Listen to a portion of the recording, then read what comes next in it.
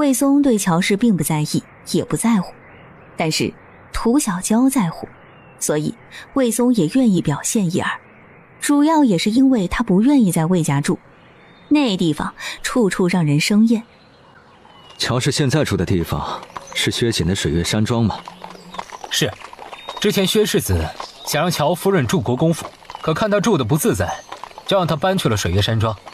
因为主子喜欢这个地方，薛世子也算提前为主子做好了准备。魏松嗯了声。武文想到什么，又禀报。不过这会儿乔夫人应该不在，从相府出来的时候，属下接到消息，她跟少夫人一起去灵云寺了，说是去祈福还愿。魏松没说话，过了会儿，为什么还叫涂小娇少夫人？因为主子从未写过和离书给她，所以她就是主子的夫人。不错，随着年龄增长，你也开始长脑子了。武文听了愣了愣。主子这是在夸我吗？多谢主子夸奖啊，属下以后继续努力，努力多长心眼儿。凌云寺，乔氏对着佛主一脸的虔诚，恭恭敬敬的磕头，心里充满感激，感谢佛主听到了他祈求让魏子豪早日死的祷告，并让他达成所愿。等到乔氏拜过，跟随他一起来的赶车小厮告诉乔氏，乔夫人，涂姑娘说要去办点事，请你在这里等她一会儿。好。另一边，石榴跟在涂小娇身边问，姑娘，我们去哪里啊？哦，随便走走看看。是吗？可我看着不像是随便走走看看的样子呀。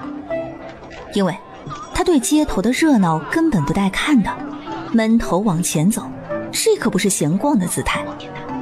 走着走着，到一处书画坊停下。你先去逛会儿吧，我要去买点书。感觉到涂小娇好像不愿他跟着进去，石榴应一声是就走开了。涂小娇抬脚走进店内。姑娘好，请问姑娘是需要点什么？是书还是画呢？我来买几本书。姑娘想要哪方面的书？小的帮您拿。野史类的。行嘞，姑娘您随我来这边。小哥在店里做了多久了？我啊，姑娘，您别看我年岁不大，但我在店里已经做了5、6年了。这店里的东西我是如数家珍呢。姑娘想要什么，只要一句话，我马上就能够帮你找出来。啊，小哥真厉害。小哥，我想请您帮个忙。什么忙？姑娘你尽管说，能帮的我一定义不容辞。涂小娇从袖袋里拿出一张纸，打开，是魏松和武安的画像。敢问小哥，你见过这2个人吗？他们是……啊，是与我失散的家人。伙计听了，再看涂小娇表情确实不像是在说假话，心里戒备才放下。我好像见过啊。那敢问小哥，你是只见过其中一个，还是2个都见过？是他们俩。如果没有记错的话，我还听到这个人喊这人主子。听到伙计的回答，涂小娇拿着画像的手收紧。见过一个可以怀疑是人有相似，可2个都见过，就不可能是相似了。魏松和武安2人不是游走的商品，不可能随处可见，所以根本不像薛景说的那样，魏松是受伤了没法动弹，被迫等到伤好了才来找他。对了，如果没有看错的话，上个月你跟一位公子在对面饭馆吃饭的时候，这2个人就在你们隔壁的包厢。闻言，涂小娇脑子嗡了声。你说他们在我隔壁包厢？可不是嘛！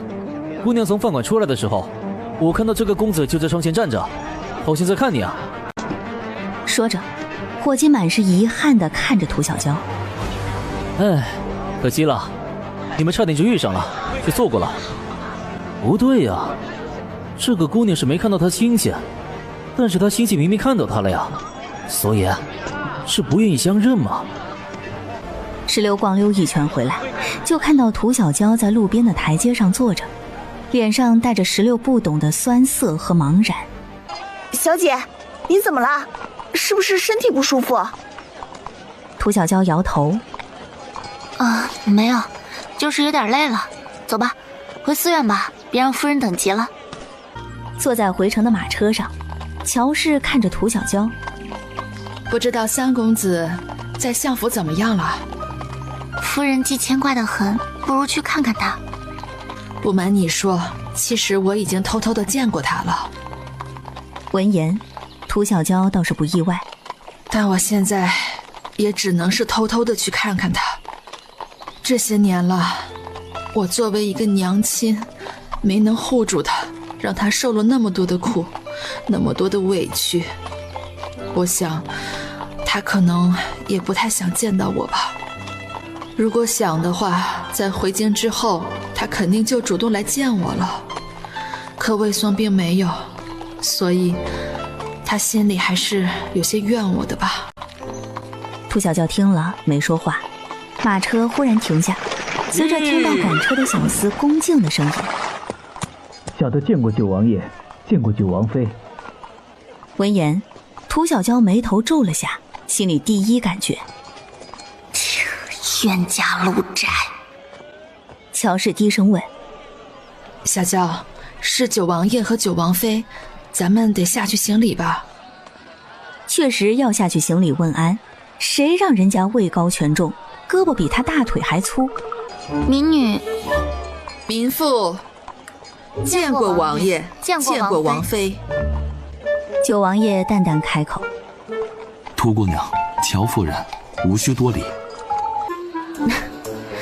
王爷，这吃饭就是要人多才热闹，不如就让涂姑娘他们跟我一起吧。说完，不待九王爷说话，不等涂小娇拒绝，杜嫣然就又来了句：“涂姑娘，不会不赏脸吧？”民女岂敢，能与王妃和王爷一起用饭，那是民女的荣幸。涂姑娘还是这么善解人意，那既然如此，那就走吧。一行人各有心思地来到酒楼，在落座的时候，杜嫣然本要拉着涂小娇在她身边坐下，然手刚抬起来，就听九王爷说道：“涂小娇，你坐本王身边吧，别挨着王妃了，免得你粗手粗脚的洒了汤汤水水在王妃的身上。”是，民女遵命。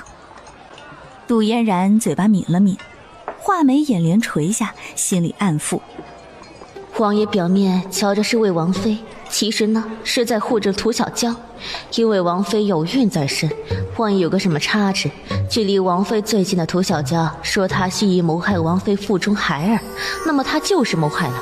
而现在王爷让涂小娇离开王妃远远的，不是保证了王妃的安全，是保障了涂小娇的。夫君，你想吃什么？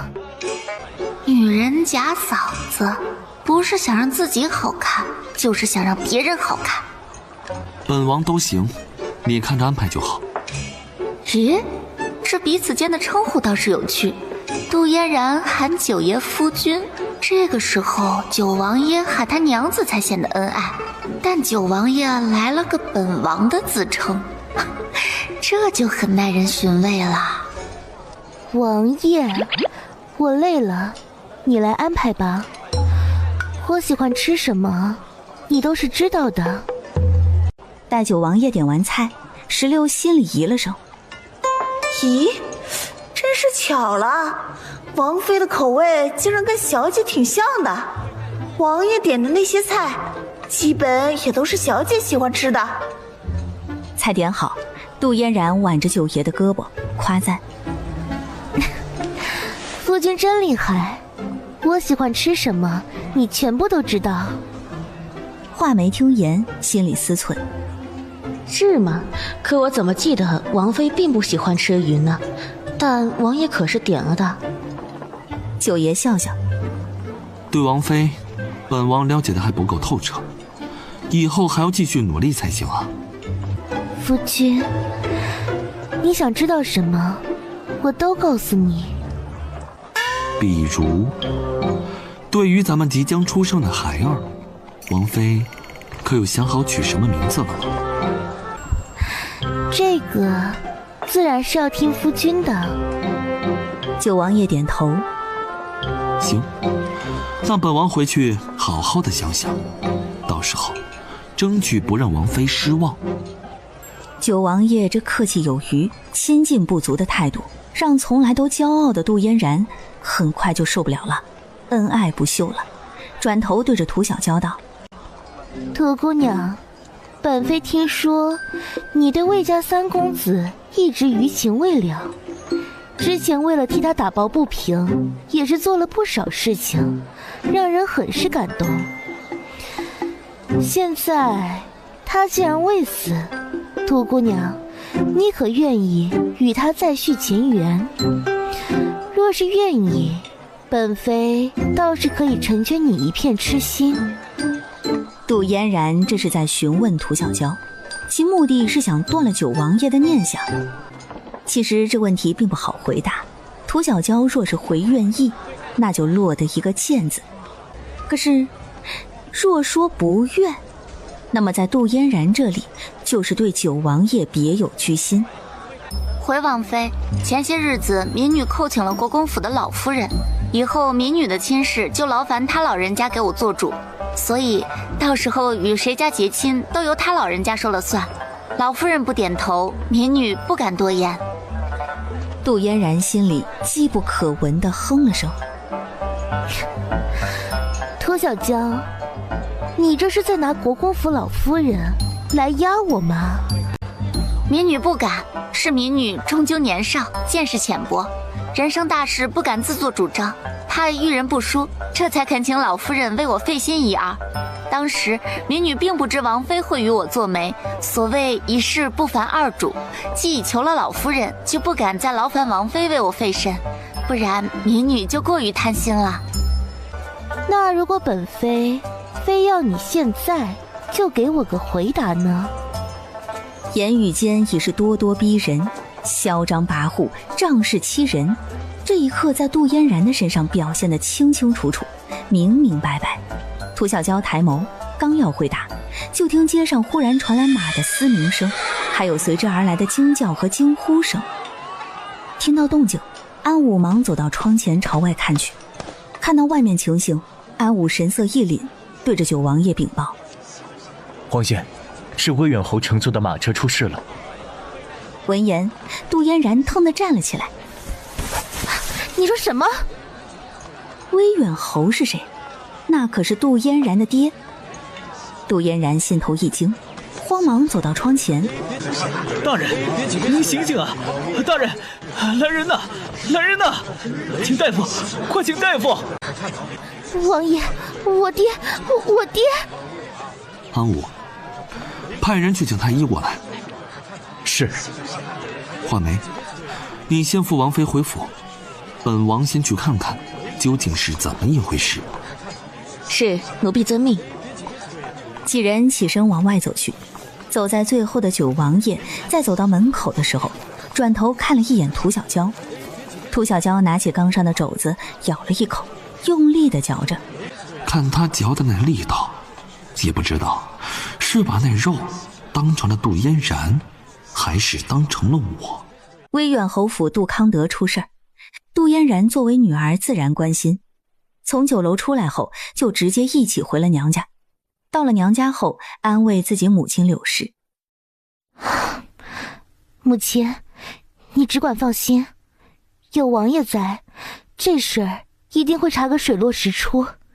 等查明之后，若是真有人敢暗害父亲，咱们绝不能轻饶了他们。”王爷真是有心了。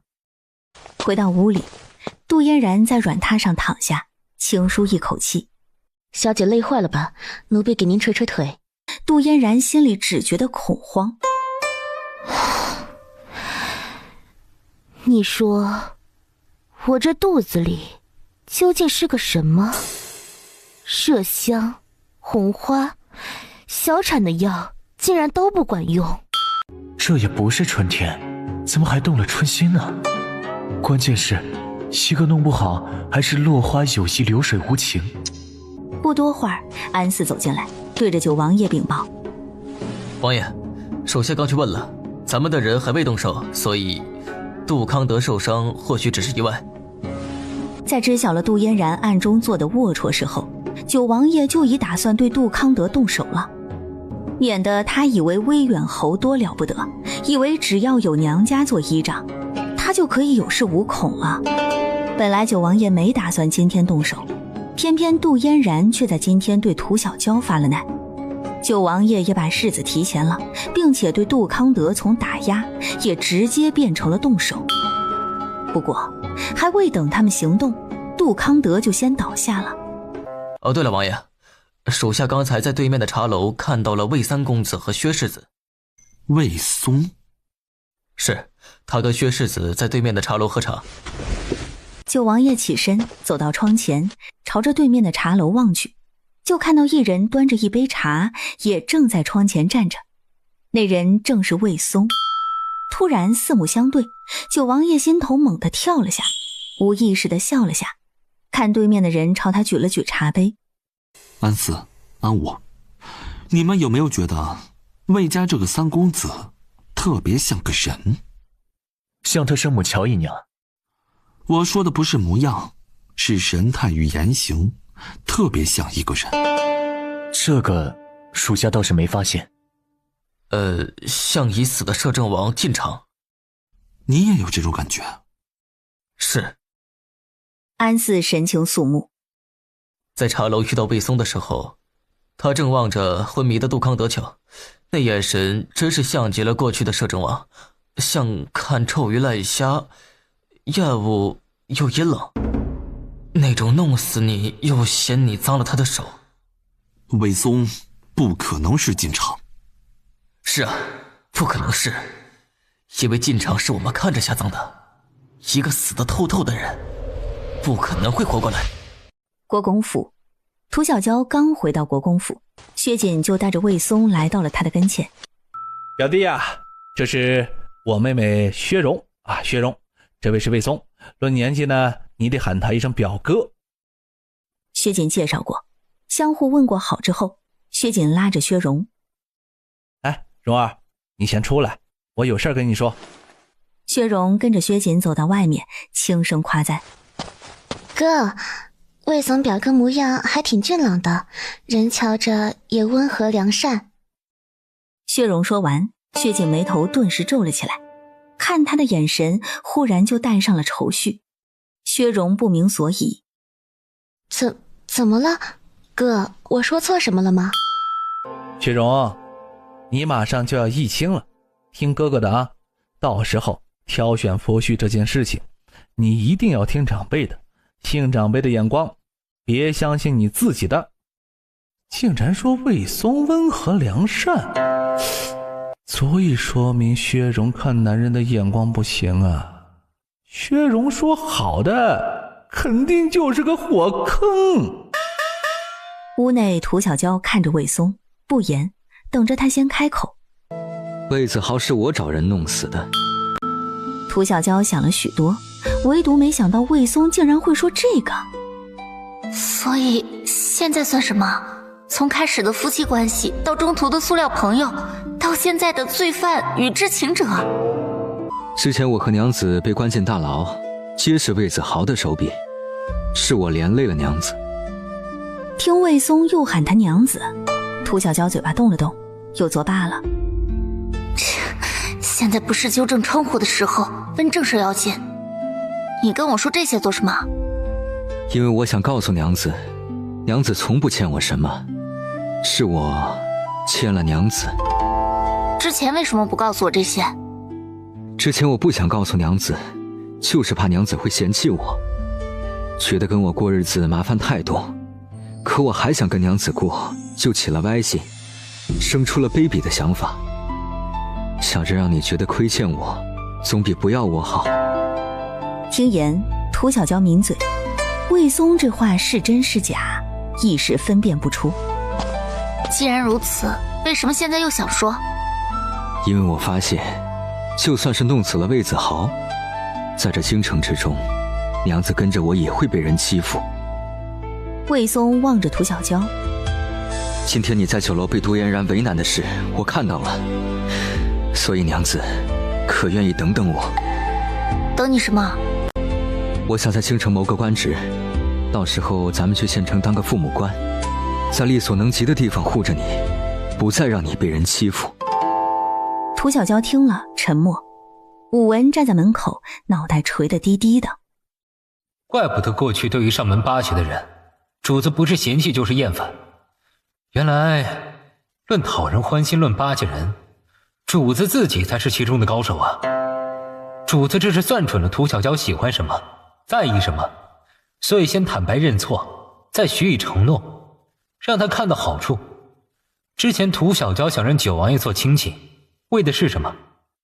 不就是想借点势，在乡下谋个安稳吗？现在主子直接去当父母官，那就等于还未下雪，他就准备好了炭呢。毕竟借势，很多时候远水解不了近渴，哪里有事就在身边的好啊？这招投其所好，涂小娇是很难不动心啊。魏松从国公府出来的时候已是傍晚，薛锦送他。小娇那里怎么样了？把人哄好了吗？他不像你。说完，魏松踏上马车离开。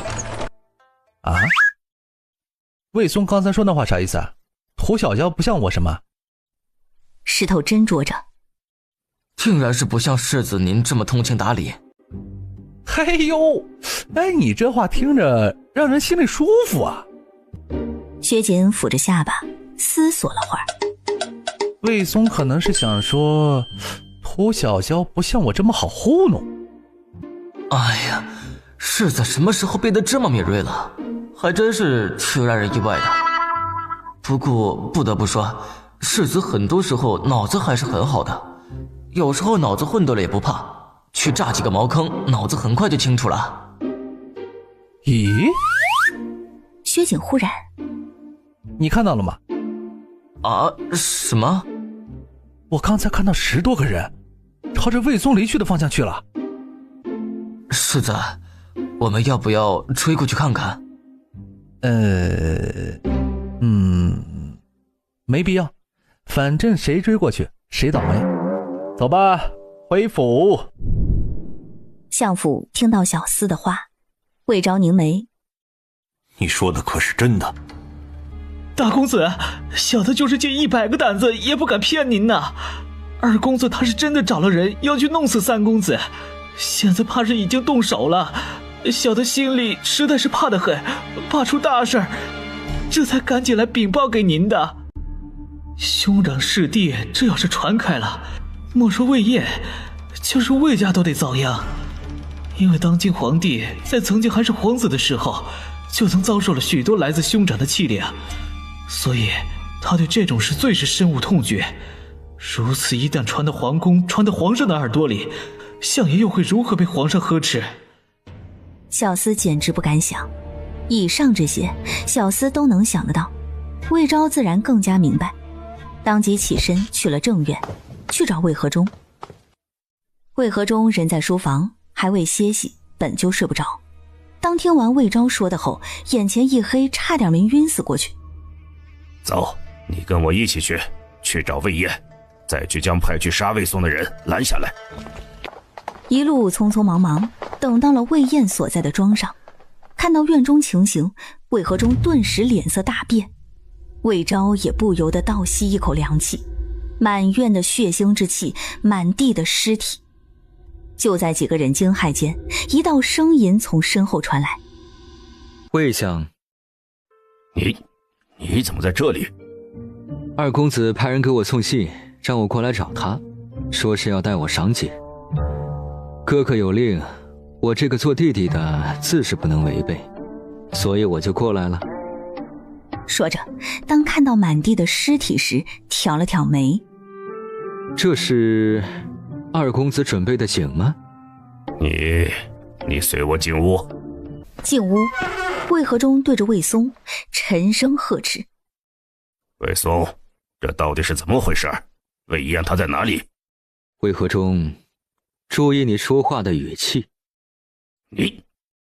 魏松不咸不淡：“放心，魏燕阳寿未尽。”说着看了武文一眼，武文会意，将一张折叠好的纸递给魏和忠：“这是什么？”“弹劾杜康德、杜志峰的罪状，你回去抄下来，明日早朝时递上去。”听言，魏和忠凝眉，将纸打开，看着上面内容，神色惊骇不定：“你是从哪里知道这些的？”“这不是你该过问的，你只管照着做就好。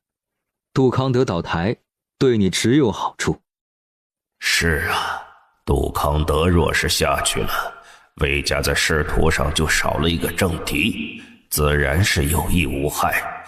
但是魏松怎么会有这些东西呢？”在魏和忠等人离开后，武文开口：“主子，少夫人如果知道你这样给她出气，一定很高兴。”“她没那么容易讨好，你没听到吗？今日离开国公府的时候，她说的是三公子慢走，而不是魏松慢走。”从相公到魏松，从魏松到三公子，一步一步的疏远，那是清楚可见。可是主子，今天不是已经赔过不是了吗？做错了事，认个错就能被原谅吗？过去那些做错事的人，哪个没向我请罪？你见我饶恕哪个了？不过，女人不是应当宽厚大度、善解人意吗？那是别的女人，涂小娇不需要。她若是宽厚大度，又怎会因为我的死，对魏家不依不饶？魏松手撑着下巴，语气悠悠：“俗话说，一次不忠，百次不容。我在涂小娇这里是犯了忌讳，所以看点脸子也是应该的。”“都不用做属下的宽慰，自个儿就把自己哄好了。也要记得小时候祖母说过，什么是夫妻？夫妻就是一个东风，一个西风，一个愿打，一个愿挨。”从庄上离开，回相府的马车上，魏昭和魏和忠祖孙俩都没说话。良久，魏和忠打破沉默：“有没有想问的？”“孙儿是有许多疑惑，但是如果祖父觉得我不应该知道，那么我就不问。”“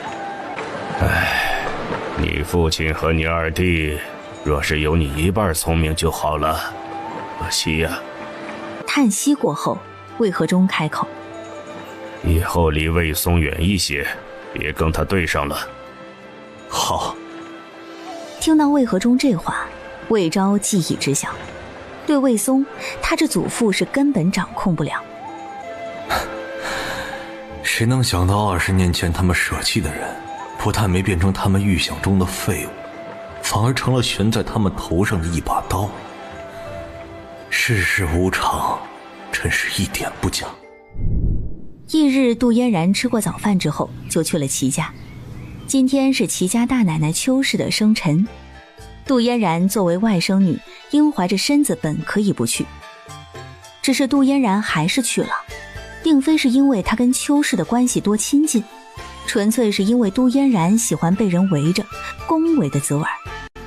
表姐，祖母和我娘可是再三给我交代了，让我一定要照顾好您，千万不能累着了，不然他们就拿我试问。齐家三小姐齐冉扶着杜嫣然到闺房，很是细心。表姐，您想吃什么？我让厨房给您准备着。不用了，我现在没什么胃口。说着在软榻上躺下。我累了，想歇一会儿。你去前面招呼客人吧。表姐您歇息，我去院子里坐着。你要是有什么事儿就喊我，前院有人招呼客人，用不着我。但屋内只剩下杜嫣然和画眉两人。杜嫣然问：画眉，出门的时候派人去王府了吗？画眉点头。王妃放心，派人过去了，王爷下朝后应当会直接过来接您。九王爷不过来接，杜嫣然当然也能回去，但是九王爷过来，他会倍有面子。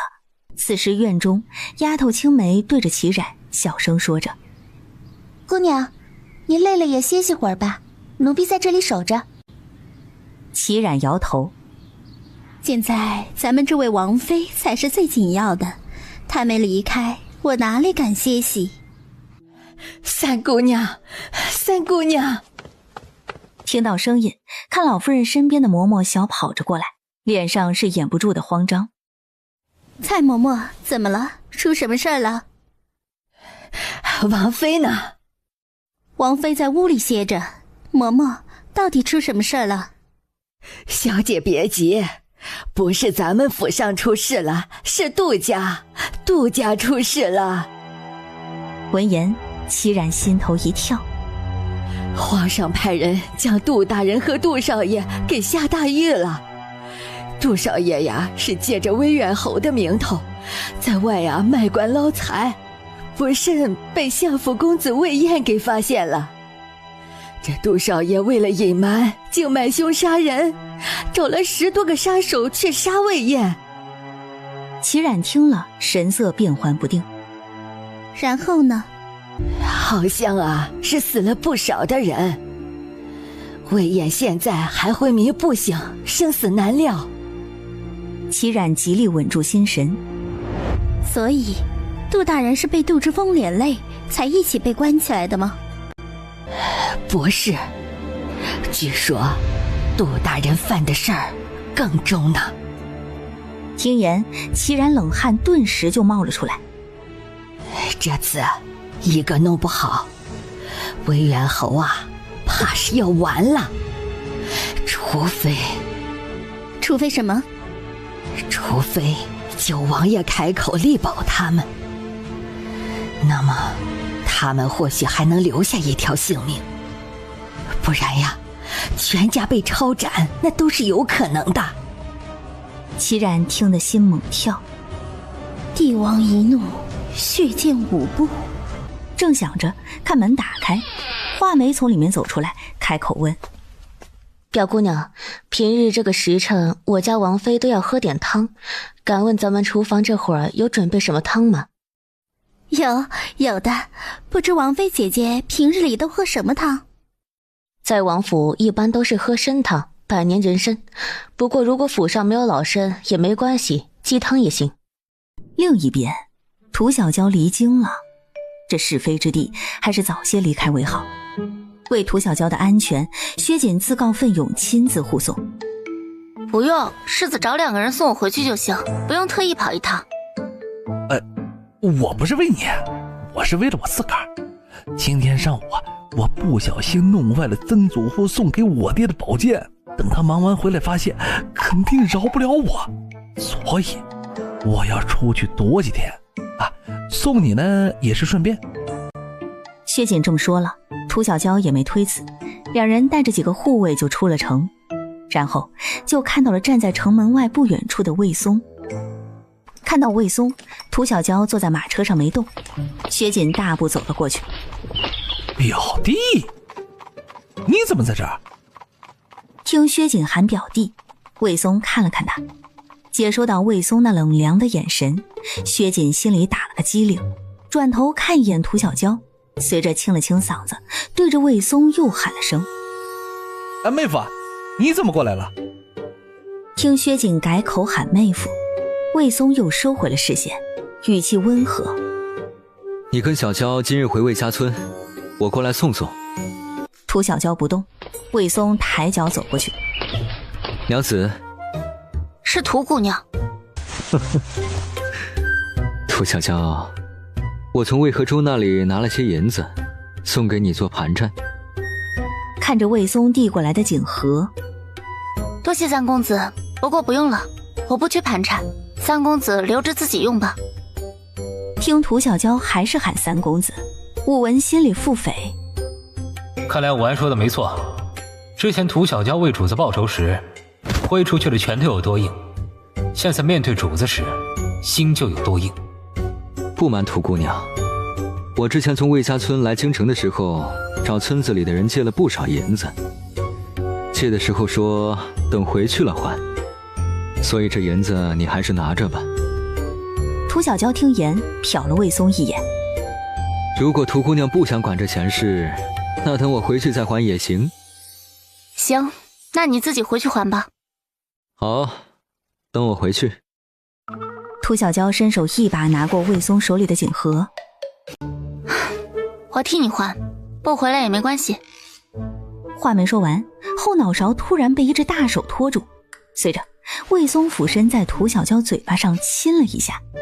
涂小娇一抬手，一个巴掌精准地落在了魏松的脸上。薛锦当即倒吸一口凉气，随即用手捂住了脸，完全不敢再往下看。武文直接懵在了原地，本就不甚聪明的脑子这会儿更是一片空白。再对我动手动脚，我就把嘴巴给你缝上。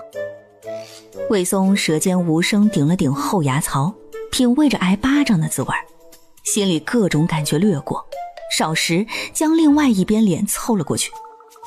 娘子，这边也打一下吧，不然一边打了一边没打，会变大小脸，这看起来不好看呢。看着将脸凑过来让他打的人，涂小娇抿嘴，无闻无言。薛锦心还在狂跳着，却已忍不住开始骂娘。这狗东西，论狠，他比所有人都狠就算了，论贱，他也能做到最贱，真是，斗不过他，倒也正常了。终究那一巴掌涂小娇也没打，但是魏松却还想再亲一下。不过涂小娇不知道是不是看出了什么，当即让小厮赶车走人。此时马车上，薛锦想着魏松脸上的巴掌印，乐完之后忽然脸色一正，对着涂小娇道：妹妹，你也打我一巴掌，只要你打我，我给你银子。一巴掌干脆地落在了薛锦的脸上。看薛锦有点懵，涂小娇贴心地问：那个还要打吗？薛锦摇头：不要了。行。然后伸出手，薛锦从荷包里拿出一张银票递涂小娇。薛锦抬手摸摸自己脸：哎呀，挺疼的呀，怎么感觉魏松还被打高兴了呢？难道魏松骨子里其实是个贱坯子？薛锦啧一声，看着涂小娇：妹子，咱们两个再晚2天走的话，能看到不少乐子了。哎，可惜喽。涂小娇听言，顿时来了兴致。什么乐子？杜家被抄家，全家下了大狱，这会儿咱们那位尊贵的九王妃应该也已经知道了。怎么突然被抄家了？自然是犯了罪，现在就看九王爷会不会护着杜家了。薛景说着问涂小娇：你觉得九王爷会看在九王妃的面子上极力保全杜家吗？人家夫妻间的事儿，我哪里会知道？薛锦听了，对着涂小娇笑了下，笑的那个意味深长。哥，这次我不要银子，你再让我打你一次好不好？薛锦当即捂住脸：妄想！哥哥！呸！你口水都喷我脸上了，真是有辱斯文！我呸！你再这样我也呸了！你呸啊！看咱俩谁呸得响啊！行，比一个，输一次1两银子。来，我还不信了。听着马车内的动静，石头叹气：怪不得魏三公子放心让薛景护送涂小娇，这俩人在一起只能生出幺蛾子，生情是绝对没可能的。毕竟但凡一个男人对这个女人稍微有点意思，都不可能在她面前炫耀自己小时候放屁多行，长大后诈屎多牛。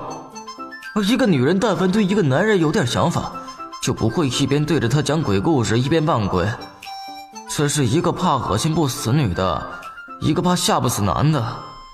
哎呀！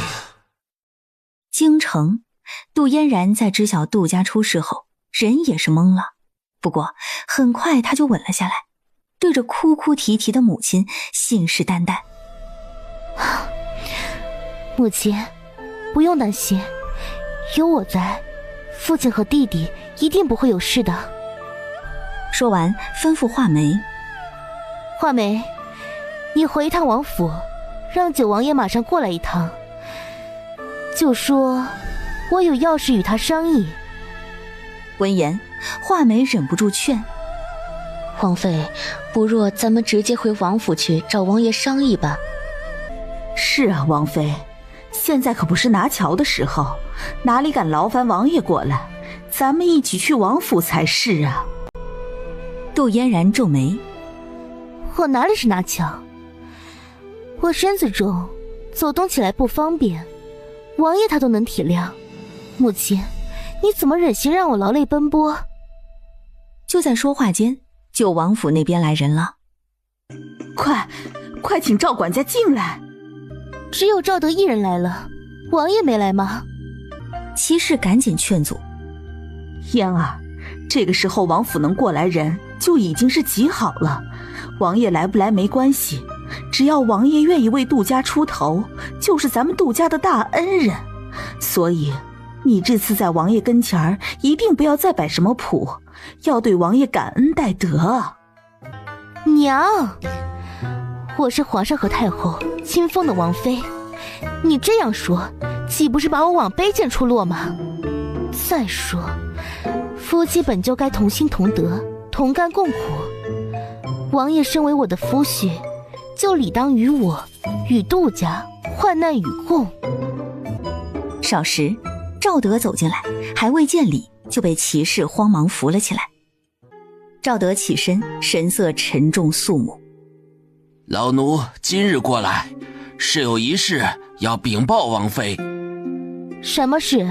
说。”“王妃，王爷昨日在荣城遭遇袭击，不慎被刺中了要害，现昏迷不醒。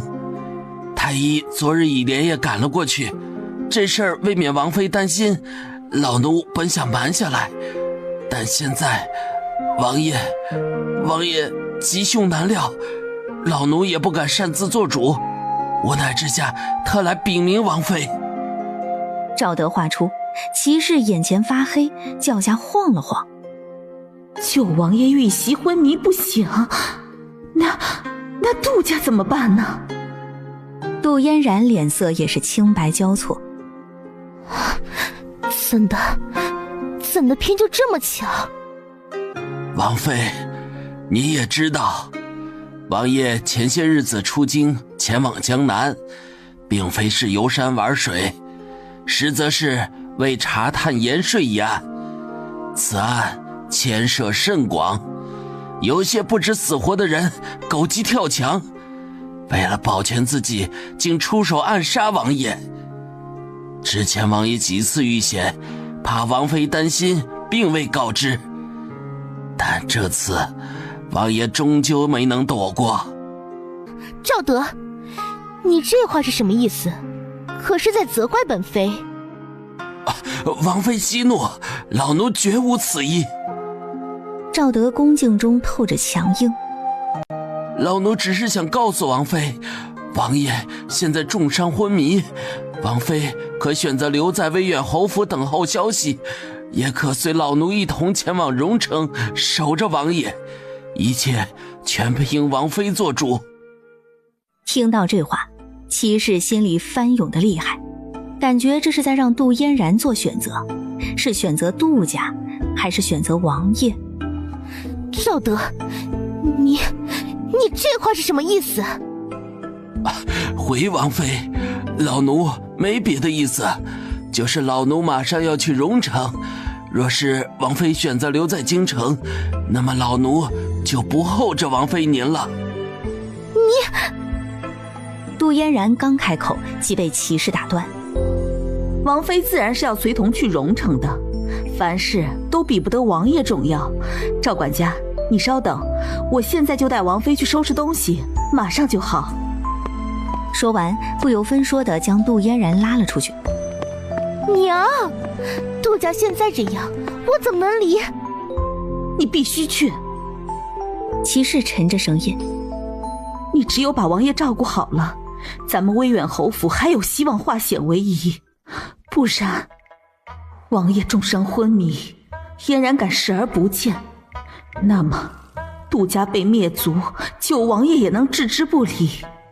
九王爷这是给嫣然做选择呀。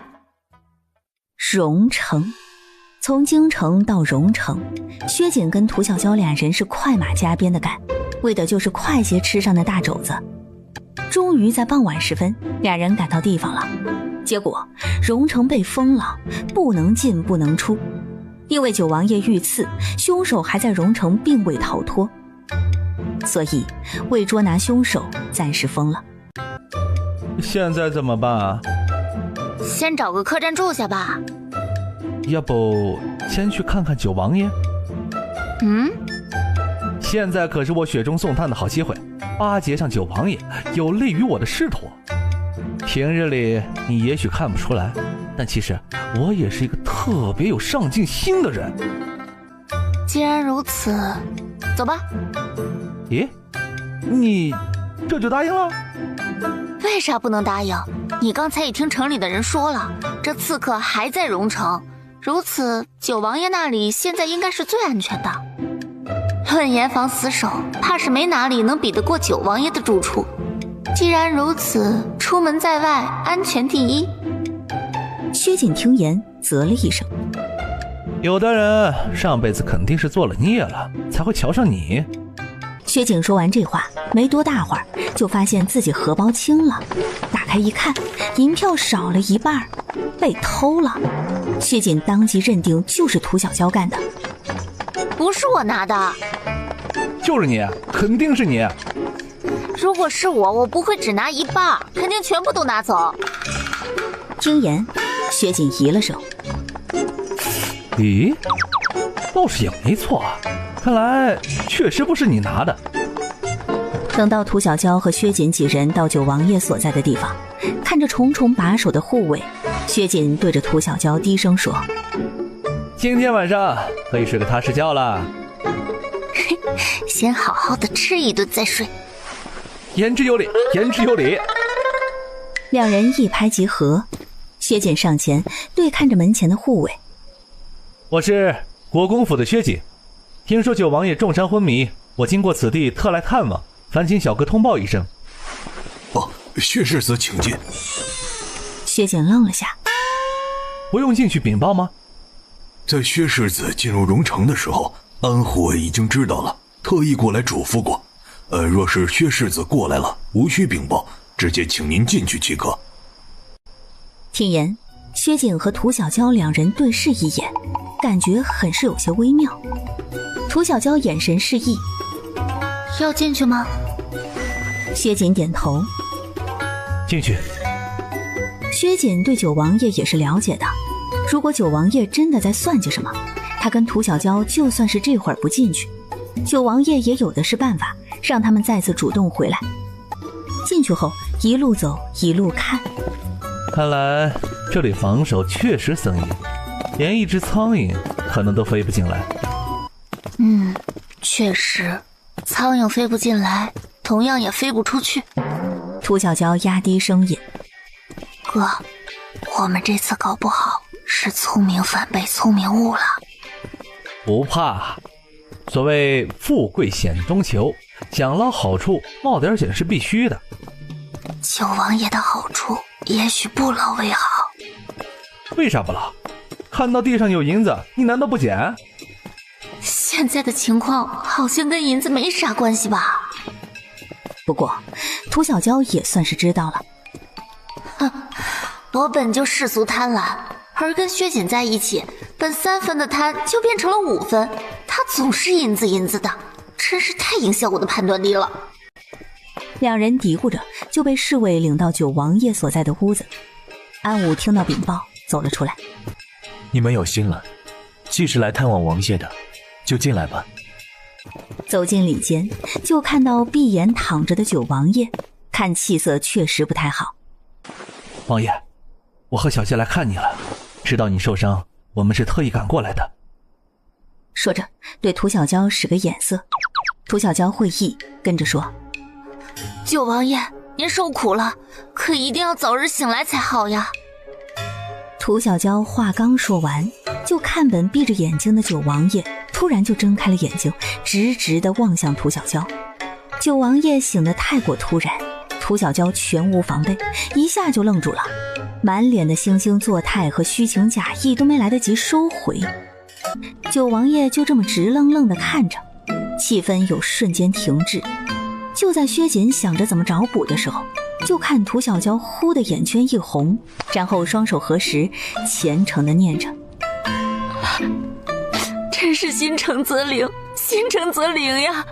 这心里盼着王爷早些醒来，王爷就真的醒了。多谢菩萨保佑，多谢菩萨保佑呀！就这变脸速度，考验的不只是脑子，更是脸皮呀。毕竟但凡脸皮薄一点的做不出来，所以他脸皮是真的厚啊。涂姑娘真是有心了，我能化险为夷，都是托了你的福。王爷您太客气了，这都是我作为子民应该做的。哎，没错没错。现在看到王爷能化险为夷，我们这心也终于能放下了。涂姑娘为我如此操心费神，我心里甚是感动。可惜我这会儿精力有限，不能陪姑娘多聊了。涂小娇忙开口：王爷您先歇着，先歇着。哎，没错没错，先歇着歇着。九王爷颔首，涂小娇跟薛锦两人麻溜走了出去。刚走到门口，就听薛锦说：一会儿你想吃啥？哎，王爷醒了，咱们这心也可以放下了。担心了一路都没怎么吃东西，现在可以多吃些了。你一顿吃2碗馄饨，一只大肘子，你还说没怎么吃？如果不是担心王爷，我一顿可以吃2个肘子的。哎呀，好了，别说了，扰了王爷休息，赶紧走吧。带俩人出去后，九王爷看着安武，不紧不慢：看到涂小娇的脸了吗？看到了，瞧着也是人面，却生了兽心。九王爷语气悠悠：这一路担心本王担心的，他的脸都快胖了1圈了。别人吃饭长良心，他吃饭长脸皮，所以良心越来越少，脸皮越来越厚。九王爷听了，勾了下嘴角：这不挺好？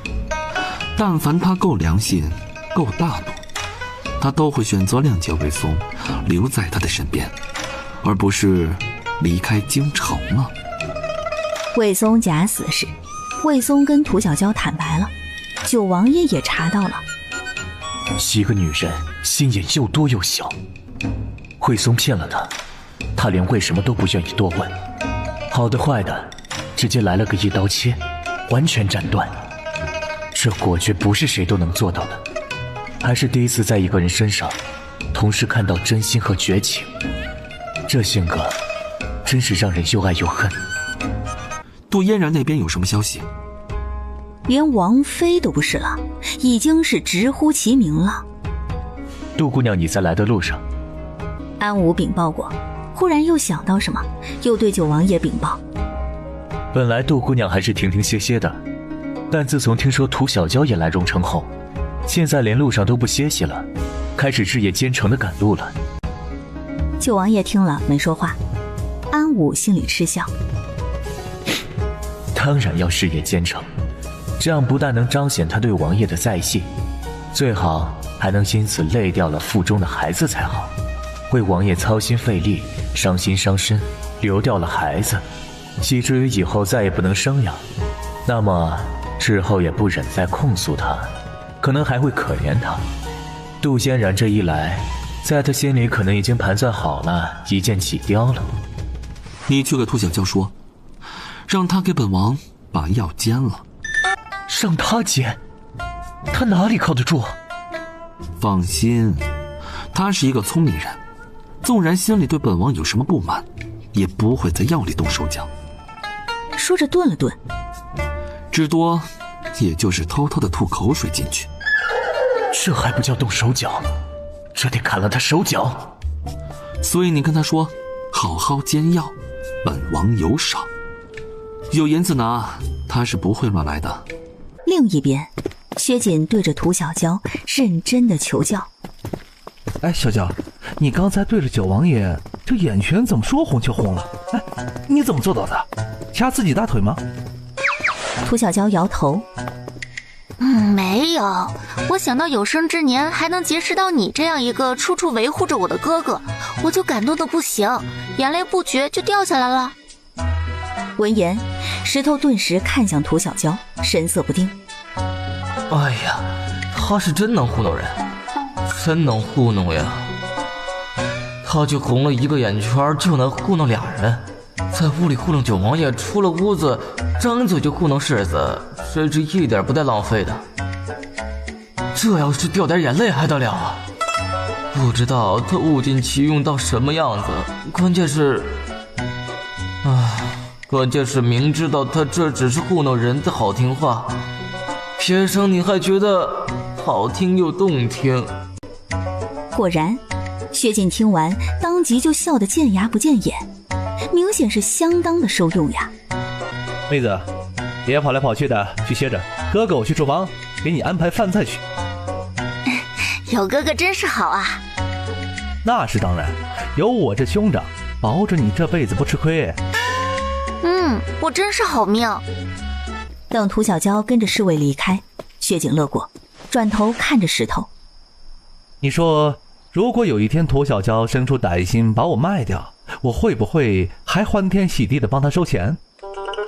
石头毫不犹豫的点头。一定会。所以我真是有些佩服他。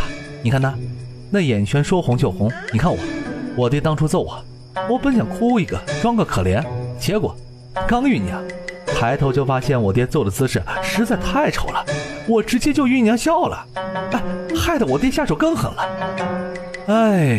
往事不堪回首啊。石头听了都不好意思说破。世子，你还用特意举例吗？你每次不都这样吗？无论是谁揍你，无论揍成什么样，最后都是把你给揍笑了。别说改正，你连哭都不会。石头，你说如果魏松知道我故意带涂小娇来这里，会不会剥了我的皮？世子，你难道没发现吗？你带着涂姑娘来荣城，魏公子派来的那个车夫居然没阻拦吗？闻言，薛锦心头一跳，神色不定。难道我又遭了魏松的算计了？涂小娇到侍卫安排的住处，刚要躺下歇息一会儿，一人就来到了他面前。涂小娇，你还记得我吗？涂小娇当即起身。自然记得，不知郡主也在，没过去请安，劳郡主亲自过来了，还请郡主恕罪。楚田一摆手，那些个虚礼不讲也罢。是，郡主请坐。楚田嗯了声，对着涂小娇道：我听说薛景跟你一起来的。是。你跟他关系好像挺好的。回郡主还行。既然如此，你好好跟薛景说一下，在这里他不许炸茅房。行，我一会儿见到薛世子我就跟他说。他如果非常想炸，那就等杜嫣然来了再炸。看来楚田对杜嫣然很是不喜啊，为了恶心杜嫣然，他都宁愿闻茅房的味儿了。还有，杜嫣然要来，那么我还是尽快离开比较好。你想不想知道我跟傅恒怎么样了？敢问郡主与傅公子可还好吗？我请舅舅把他打入大牢了。敢问郡主，可是傅公子做错什么了吗？之前楚田不是说傅恒就算是做错了什么，只要傅恒幸福，他就真心祝福他吗？怎么？当然是他做错了事，不然我怎会把他打入大牢？是小女言语不当了，郡主自来英明决断，傅公子进大牢当然是因为做错了事了。认识这么久了，我忽然发现他才华实在不行，这甜言蜜语翻来覆去就那么些，他说不腻我都听腻了，偏偏他还看不出来，实在让人生厌。所以呢，因为甜言蜜语说得过于重复，惹得郡主姑娘腻歪了，就被打入大牢了。涂小娇神色不定地想着，听楚田继续。还有上一次，杜嫣然说我撞到他，差点害得他小产这件事，你知道傅恒怎么说吗？怎么说？他居然说杜嫣然居心叵测，是故意算计我。说着，楚田冷哼，哼，他这样说，岂不是在说我舅舅眼瞎，选女人的眼光不行吗？涂小娇沉默了。怎么说呢？这波我占傅恒。再说了，就算是杜嫣然故意算计我，傅恒第一要做的事，也不该是去评论对错，而是该去关心杜嫣然腹中的孩子。那可是我舅舅的第一个孩儿，是非黑白哪里能有孩子重要？一个大男人，连轻重缓急都分不清，等他评断出对错，我的小妹妹或小弟弟可能都没了。闻言，涂小娇莫名感觉自己被骂了。到此不得不说，九王爷疼楚田是有理由的。自己的委屈相比九王爷的孩子，人家首先在乎的是九王爷的子嗣，这就是良心，这就是格局呀。郡主这是英明。我可不但英明，我凡事还特别讲究一个真。之前对傅恒，我那是真心实意，真金白银的给。可现在既然要断了，自然要断个彻底，不能做那藕断丝连的事。所以给出去的真心我要收回，给出去的真金白银我也一点不少的要回来。哇，郡主实乃女中豪杰，吾辈楷模，小得佩服佩服。兴致勃勃地说完这些，楚田神情随着又暗了下。其实这些我本跟你也说不着，但我心里实在是闷得很。已经3天了，我舅舅依旧昏迷不醒，我难受得慌，就想找个人说说话。听言，涂小娇嘴巴动了动，又把话给咽下去了。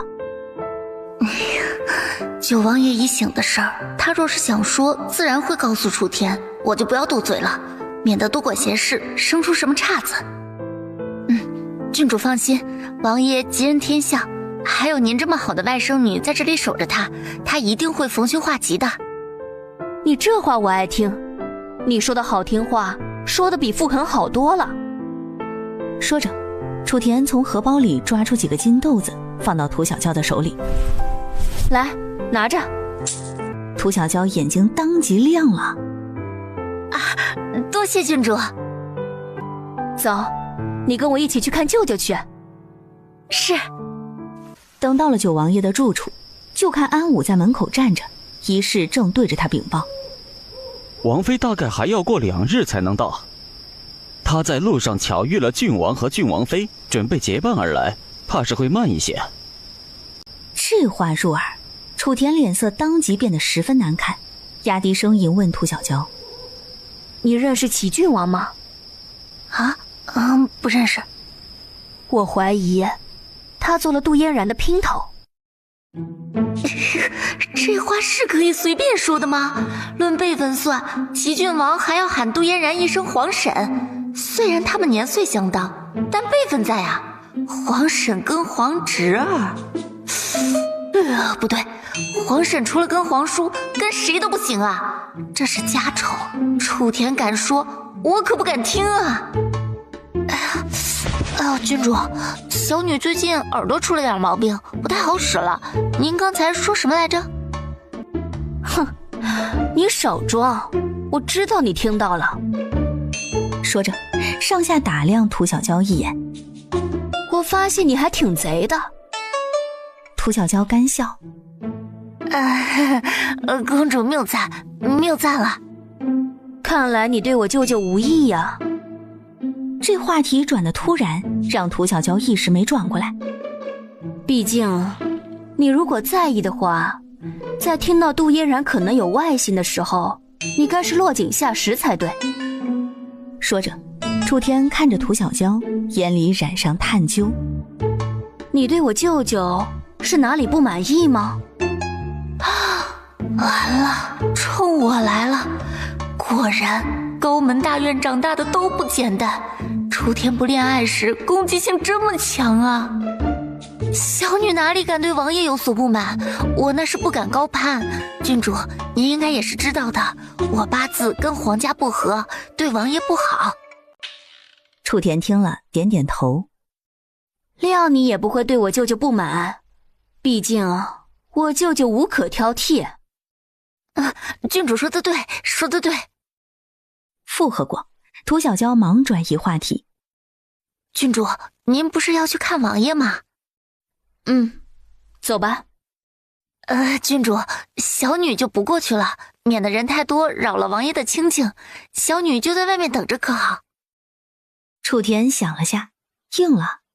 看楚田进去，涂小娇刚松开口气，就又听到楚田的声音从屋内传出。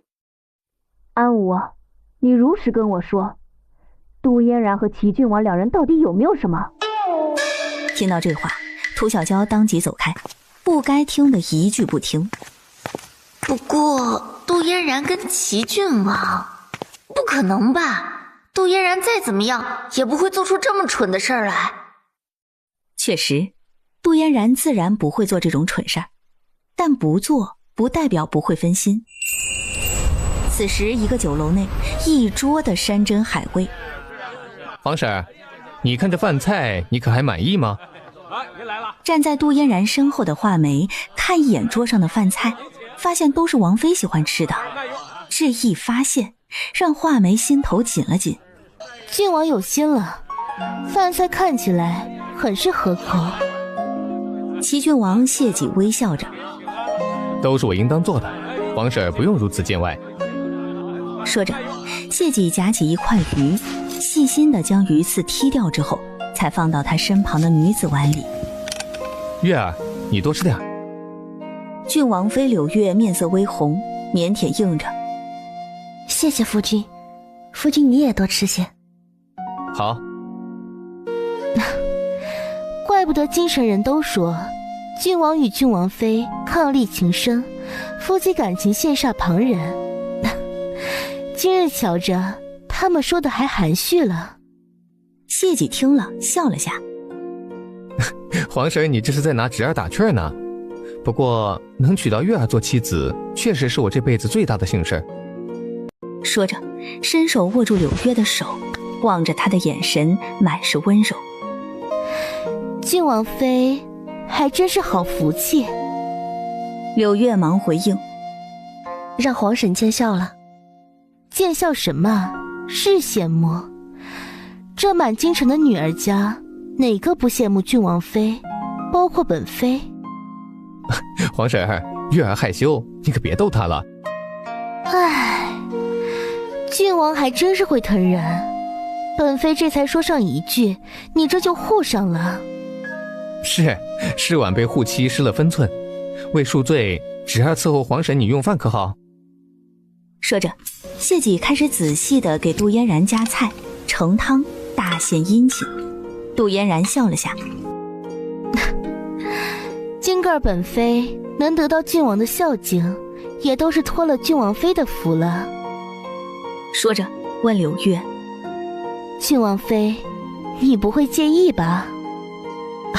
怎会，郡王与妾身同为晚辈，向王妃尽孝也是我们应尽的本分。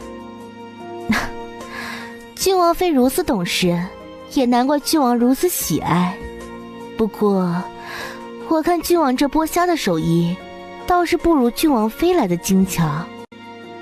闻言，柳月忙起身，我来给皇婶剥。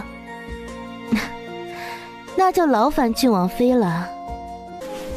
皇婶，我这媳妇儿平日里我都舍不得让她动一下手，今儿个为你，我也勉为其难了。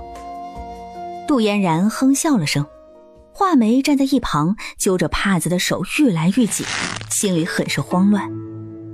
王妃或许不是有心的，或许不是故意的，但是王妃刚柳月说话的语调和神态真的是像极了郑氏夫人，在拿捏家里的姨娘，透着一股子阴阳怪气，完全不是一个长辈该有的姿态。用完饭回到屋内，画眉忍不住提醒杜嫣然，王妃，不若咱们先行去荣城吧。王爷情况危急，郡王这一路还有事要做，咱们却耽误不得，所以咱们先走吧。杜嫣然却像是没听到一般。你说，这杜家的事情，我若是让谢几帮忙，他能帮到什么程度？闻言，画眉当即劝阻。王妃，这事让郡王爷帮忙，怕是不妥。咱们还是等王爷醒来再……没说完被打断。谢晋什么时候能醒？现在连太医都说不准。如此，你让我怎么等？我父兄可都在大牢里，他们可是等不得的。可是……好了，你别说了，本妃自有主张。荣城，涂小娇吃饱喝足，一夜好眠。翌日起身忙活完，端着刚煎好的药，跟薛锦一起朝着九王爷的屋里走去。煎一次药100两，涂小娇很乐意做。端着药进屋，就看到楚田已经在床前坐着了，谢晋也醒着，俩人正在说话。薛锦看到楚田，脸一耷拉，就要转身走人的时候，听到楚田对着九爷说：舅舅，昨天晚上我睡不着，本想去找涂小娇聊聊，没想到到她屋里的时候，她已经睡着了，并且还在说梦话。舅舅，你知道她说的什么吗？说什么？涂小娇说：“九王爷，九王爷，你别走，别走啊！”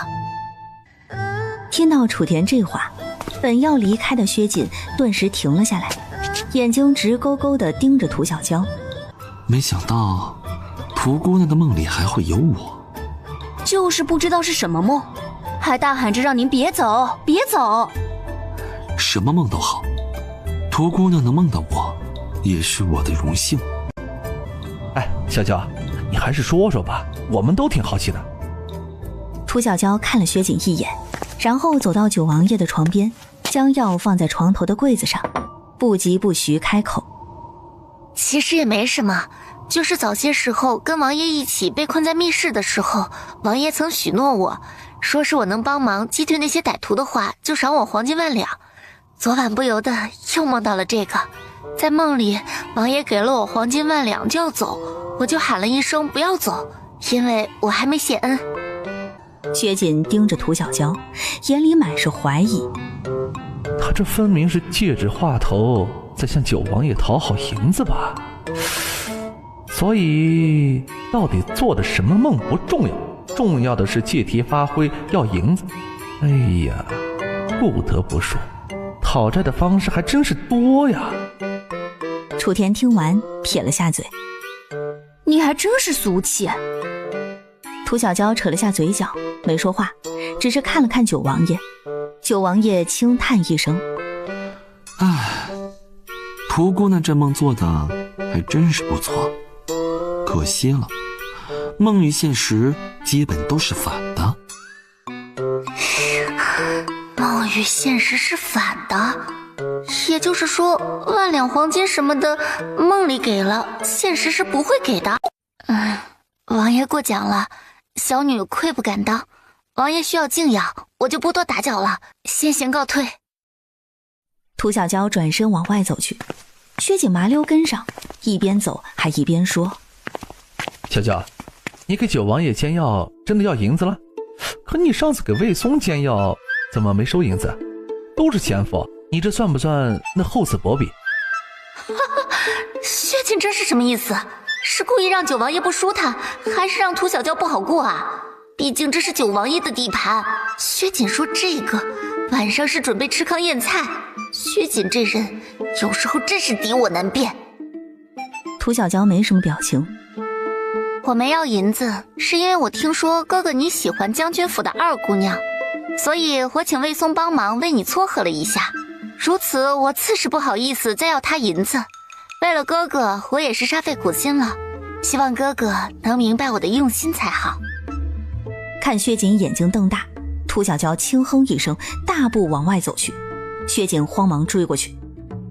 哎，小娇妹妹，哎不，哎呀，小娇左松，我错了，我下次再不多嘴了。妹妹，那将军府的二姑娘长得跟李逵一样，我是真的怕，你可千万不能让魏松撮合呀。是吗？是，小娇，你原谅哥哥这一次好不好？听着薛瑾求饶的声音，楚田啧一声，转头正准备跟九爷嘲笑一下薛瑾，就看九王爷透过窗户看着外面，眼中满是笑意，那眼神……舅舅，你喜欢涂小娇？你说什么？舅舅，你喜欢涂小娇，对吧？你看她的眼神，跟我之前看傅恒的眼神简直一模一样，眼里都是欢喜，黏黏糊糊的。九王爷听着，脸上的笑敛了起来。不可胡言。舅舅，俗话说得好，外甥随舅。你说我识人不清，在儿女情长这件事上盲目又冲动。现在看来，我这毛病啊，搞不好是随了您了。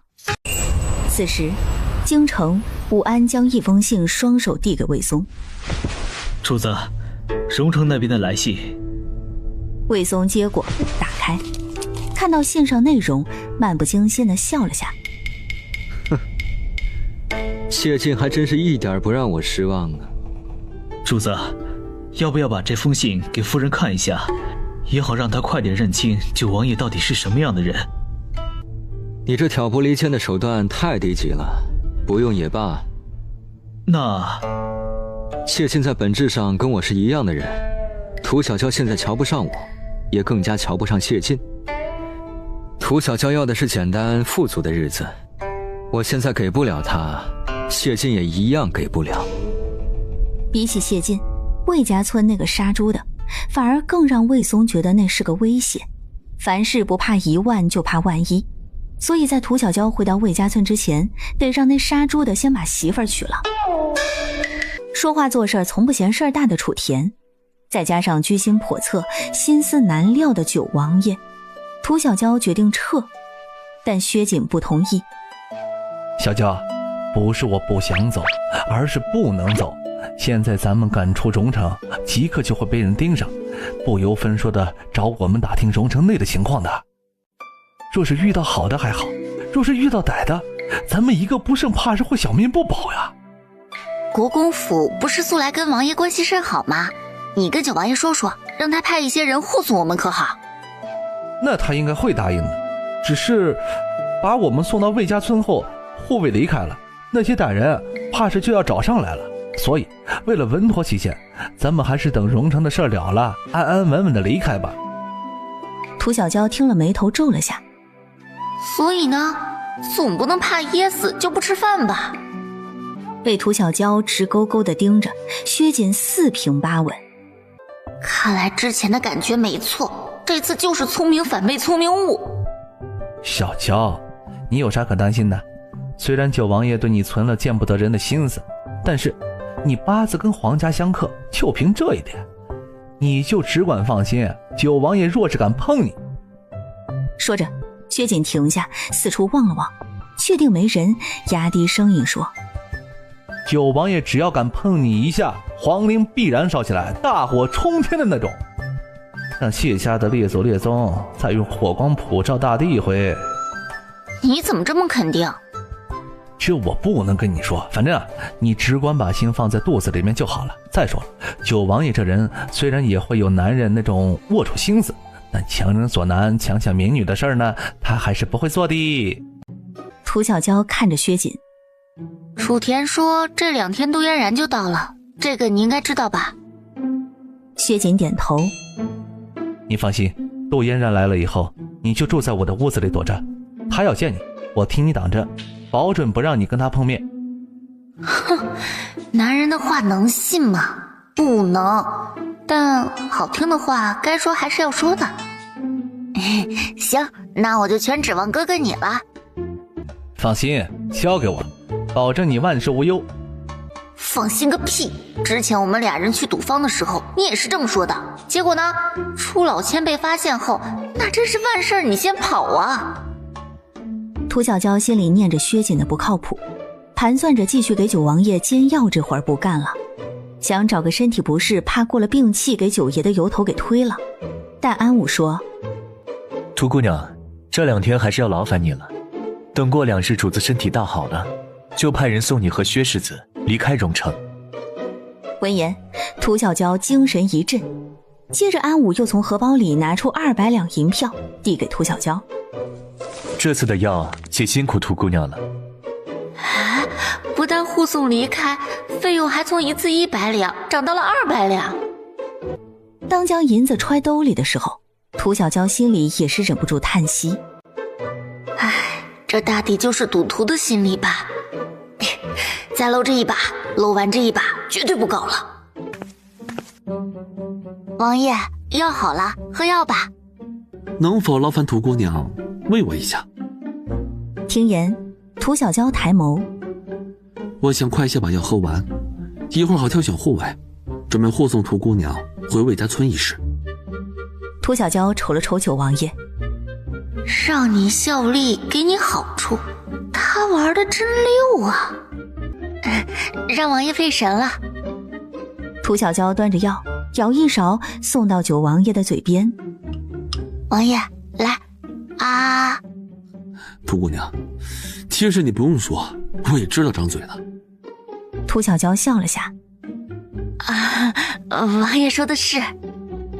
九王爷喝下一口，苦味儿在嘴里蔓延，那味道让九王爷本能地撇了下嘴，脸有点皱。九王爷无声地看了一眼窗台上的镜子，看到镜子里自己的表情，还有那趴在窗户上正在偷看的楚田时，九王爷当即呛了。王爷，你没事吧？九王爷摇头。没事。话刚落下，薛锦疾步走了进来。九爷，小娇，九王妃还有郡王爷到了。闻言，涂小娇手里的碗一放，滋溜跑了出去。涂小娇跑出去，本要赶紧躲起来，却被楚田一把给拉住了。别说话，来，一会儿咱们一起听听杜嫣然会说些什么。说完，不给涂小娇发表意见的机会，一个提气，直接带着涂小娇上了房顶。看他这熟练劲儿，显然是老手，过去这种事儿怕是没少干。要说这种事儿，薛锦应该……涂小娇这想法刚出，就看一道人影闪身出现在屋顶，不是别人，正是薛锦。小娇，郡主，你们怎么在这里啊？妥妥的明知故问啊！你呢？你来这里做什么？哎呀，今儿个太……乌云好啊！我来感受一下云卷云舒的生活。楚田听了撇嘴，切，还云卷云舒？胡乱话都说不好，还拽上成语了。这成语不用还好，一用反而泄露了他没学问的事，胡乱卖弄。楚田本想嗤笑他一句，但听到屋内传出的声音，当即又把话给咽下了，耳朵竖了起来。夫君，您怎么样？可好些了？你知不知道，听到你重伤昏迷的消息，我心里多担心，多焦急。皇叔，看到你醒了，我们总算是可以放心了。特别是皇婶儿，这一路茶不思饭不想，我们瞧着都跟着担忧，怕她身子受不住。之后，屋内的人又说了一会儿话。本来杜嫣然说要留下照顾九王爷的，但是九王爷说他是有身子的人，屋内药味重，对他身体不好为由拒绝了。当杜嫣然等人离开，屋顶上涂小娇跟楚田两人一致看着薛锦。我们赢了，给银子。你们这是明目张胆的坑人！再说我可没答应跟你们赌啊。那你刚才为什么沉默？沉默就等于是默认了。默认个屁！你就是默认了，想赖。哎，你别逼我，逼我就去占茅房。哎呀，算了算了啊，咱们赶紧下去吧。九王爷不是说我们已经离开了吗？所以咱们赶紧走，免得被发现了，九王爷无法自圆其说。你可真是会说，明明是你自己怕死，偏偏还说什么怕我舅舅无法自圆其说。你真的这么为我舅舅着想吗？你个秦良！又被骂秦良，这话是骂得真脏啊！正想着，看一侍卫忽然上来，对着他们没什么表情的开口：王爷要见你们，让你们下去。果然这里侍卫那么多，我们跑到这上面来，九王爷怎么可能不知道？唉。当三人被带到九王爷跟前，都在想着如何欺哄九王爷的时候，就听九王爷说：听说你们刚才是在打赌，赌本王不会让屠姑娘做九王妃的妹妹，是吗？舅舅，我们闹着玩的，你可千万别生气。闹着玩是吗？那本王也跟一个，我也赌九王爷不会让屠姑娘变成自己的小姨子。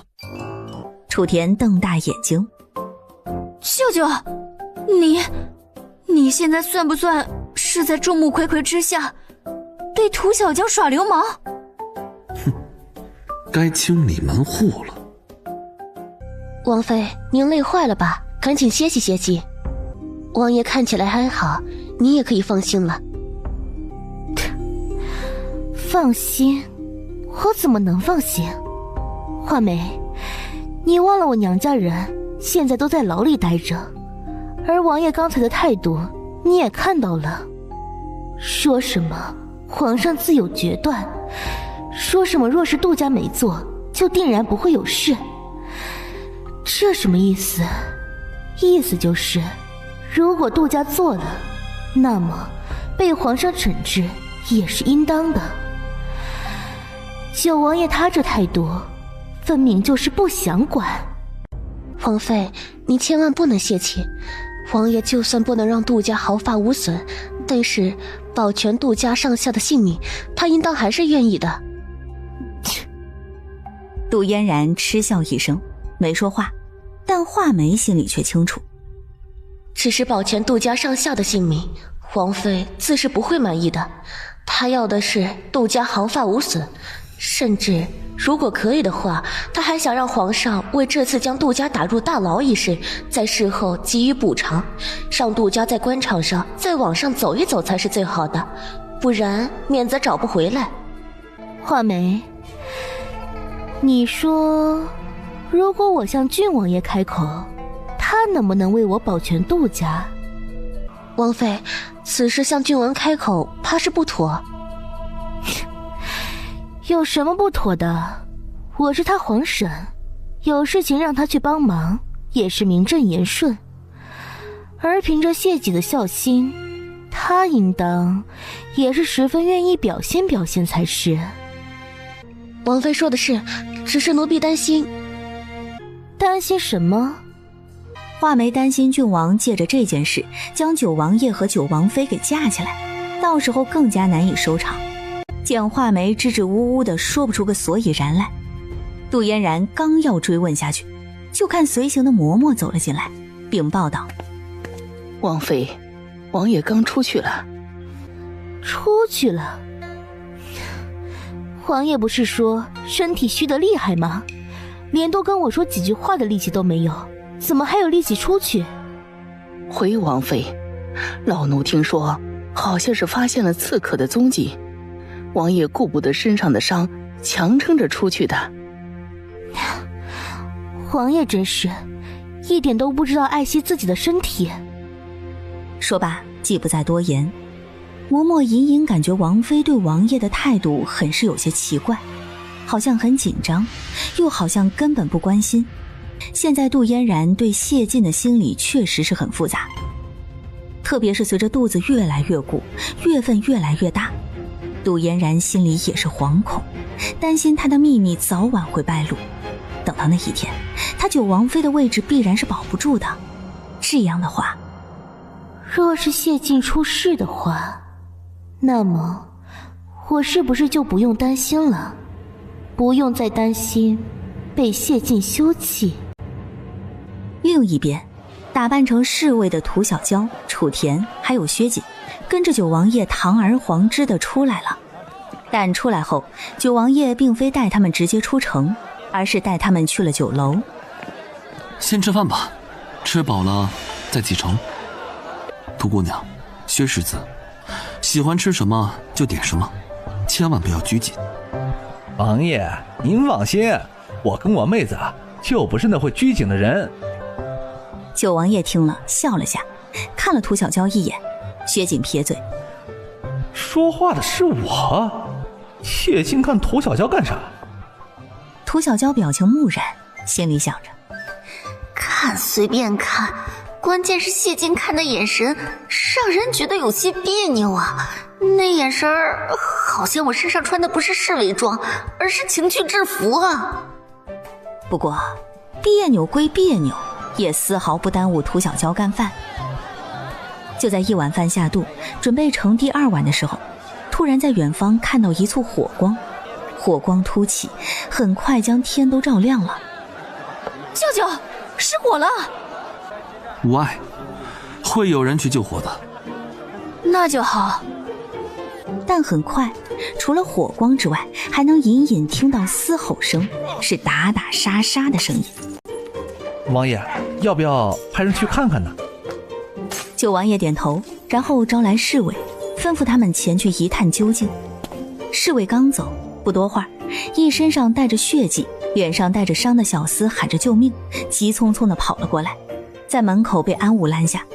小厮急声：“九爷救命啊！我家郡王被刺客围攻了，现情况危急，求王爷即刻派人过去搭救郡王爷。”闻言，九王爷凝眉，随即下令：“安武，你即刻带人过去，定要保护好郡王。”是，属下遵命。多谢王爷，多谢王爷。无需，你也跟着过去看一看吧。是。凤荣城，也许从来不是为了抓刺客，而是为了围杀谢己。如果之前没听错没记错的话，上次于九王爷在密室差点被杀就是谢己的手笔，现在九王爷这是算账来了。看着那火光，听着那厮杀声，涂小娇感觉嘴里的饭菜都变了味道，想吃断头饭。涂姑娘，来尝尝这个鱼，味道不错。多谢王爷，这鱼都不用尝，只是看着都觉得味道好极了。我记得你最讨厌吃鱼的。涂小娇瞪了他一眼。讨厌的是别的鱼，这鱼好吃。薛锦听了，刚要辩两句，就被涂小娇给打断了。食不言，寝不语，好好吃饭。王爷呢？我要见王爷。王爷，王妃来了，我先回避一下。说完，麻溜地跑到了隔壁的包厢躲了起来。薛锦跟楚田也跟着躲了进去。涂小娇，你说杜嫣然这时候急急慌慌地赶来，是为什么？楚田突然发问。定然是因为担心王爷。你个秦良！你秦良，你秦良，你全家都秦良！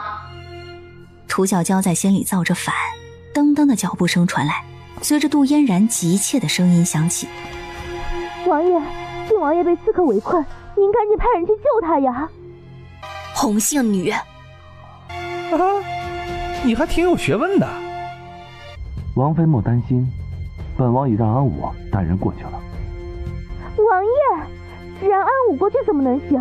王爷，你应该亲自过去才对。您亲自坐镇，侍卫才会尽心尽力，才能更好的保全郡王爷呀。九王爷听了杜嫣然的话，还未开口，话没急声。王妃，王爷在这里已经就是亲自坐镇了。奴婢知道您因王爷与郡王叔侄情谊深厚，因此很是担忧郡王的安危。但是王爷已经让安侍卫过去，郡王就定然不会有事的。妾身也知王爷身子不适，但是郡王出事，王爷若是不亲自过去，只是坐在这里，有隔岸观火之嫌，到时候被人看到传到京城，怕是遭人误会，有损王爷贤名。王妃言之有理，本王是得亲自过去。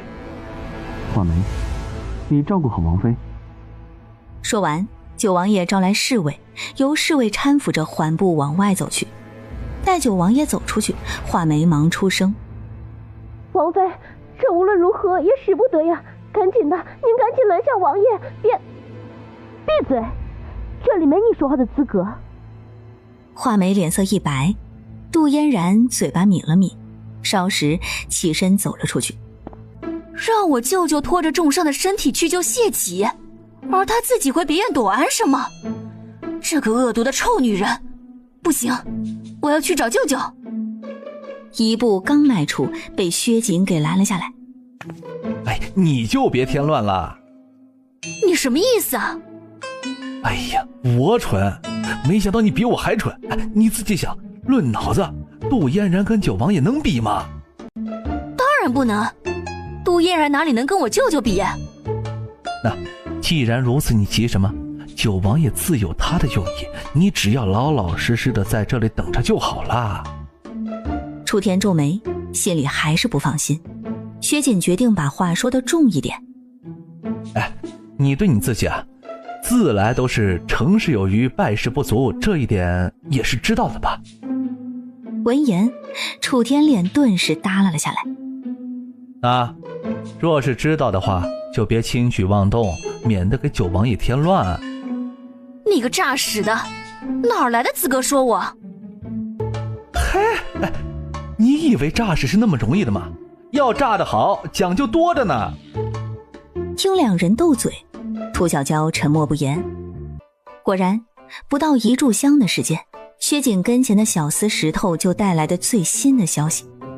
杜嫣然在回去的途中遇到了被郡王击退正四处逃窜的刺客，身受重伤，昏迷不醒。另一边，在九王爷赶到时，郡王那边突然冒出了大批匪徒，现在情况极为凶险。闻言，涂小娇神色变幻不定，心里第一反应：局中局啊！九王爷搞了场地，又杀了谢己，而谢己不，或许还有人在这里已经设计好了埋伏，准备把九王爷和谢己一并杀掉。功高震主，皇家恶斗自来都是以命相搏，所以这个人是谁呢？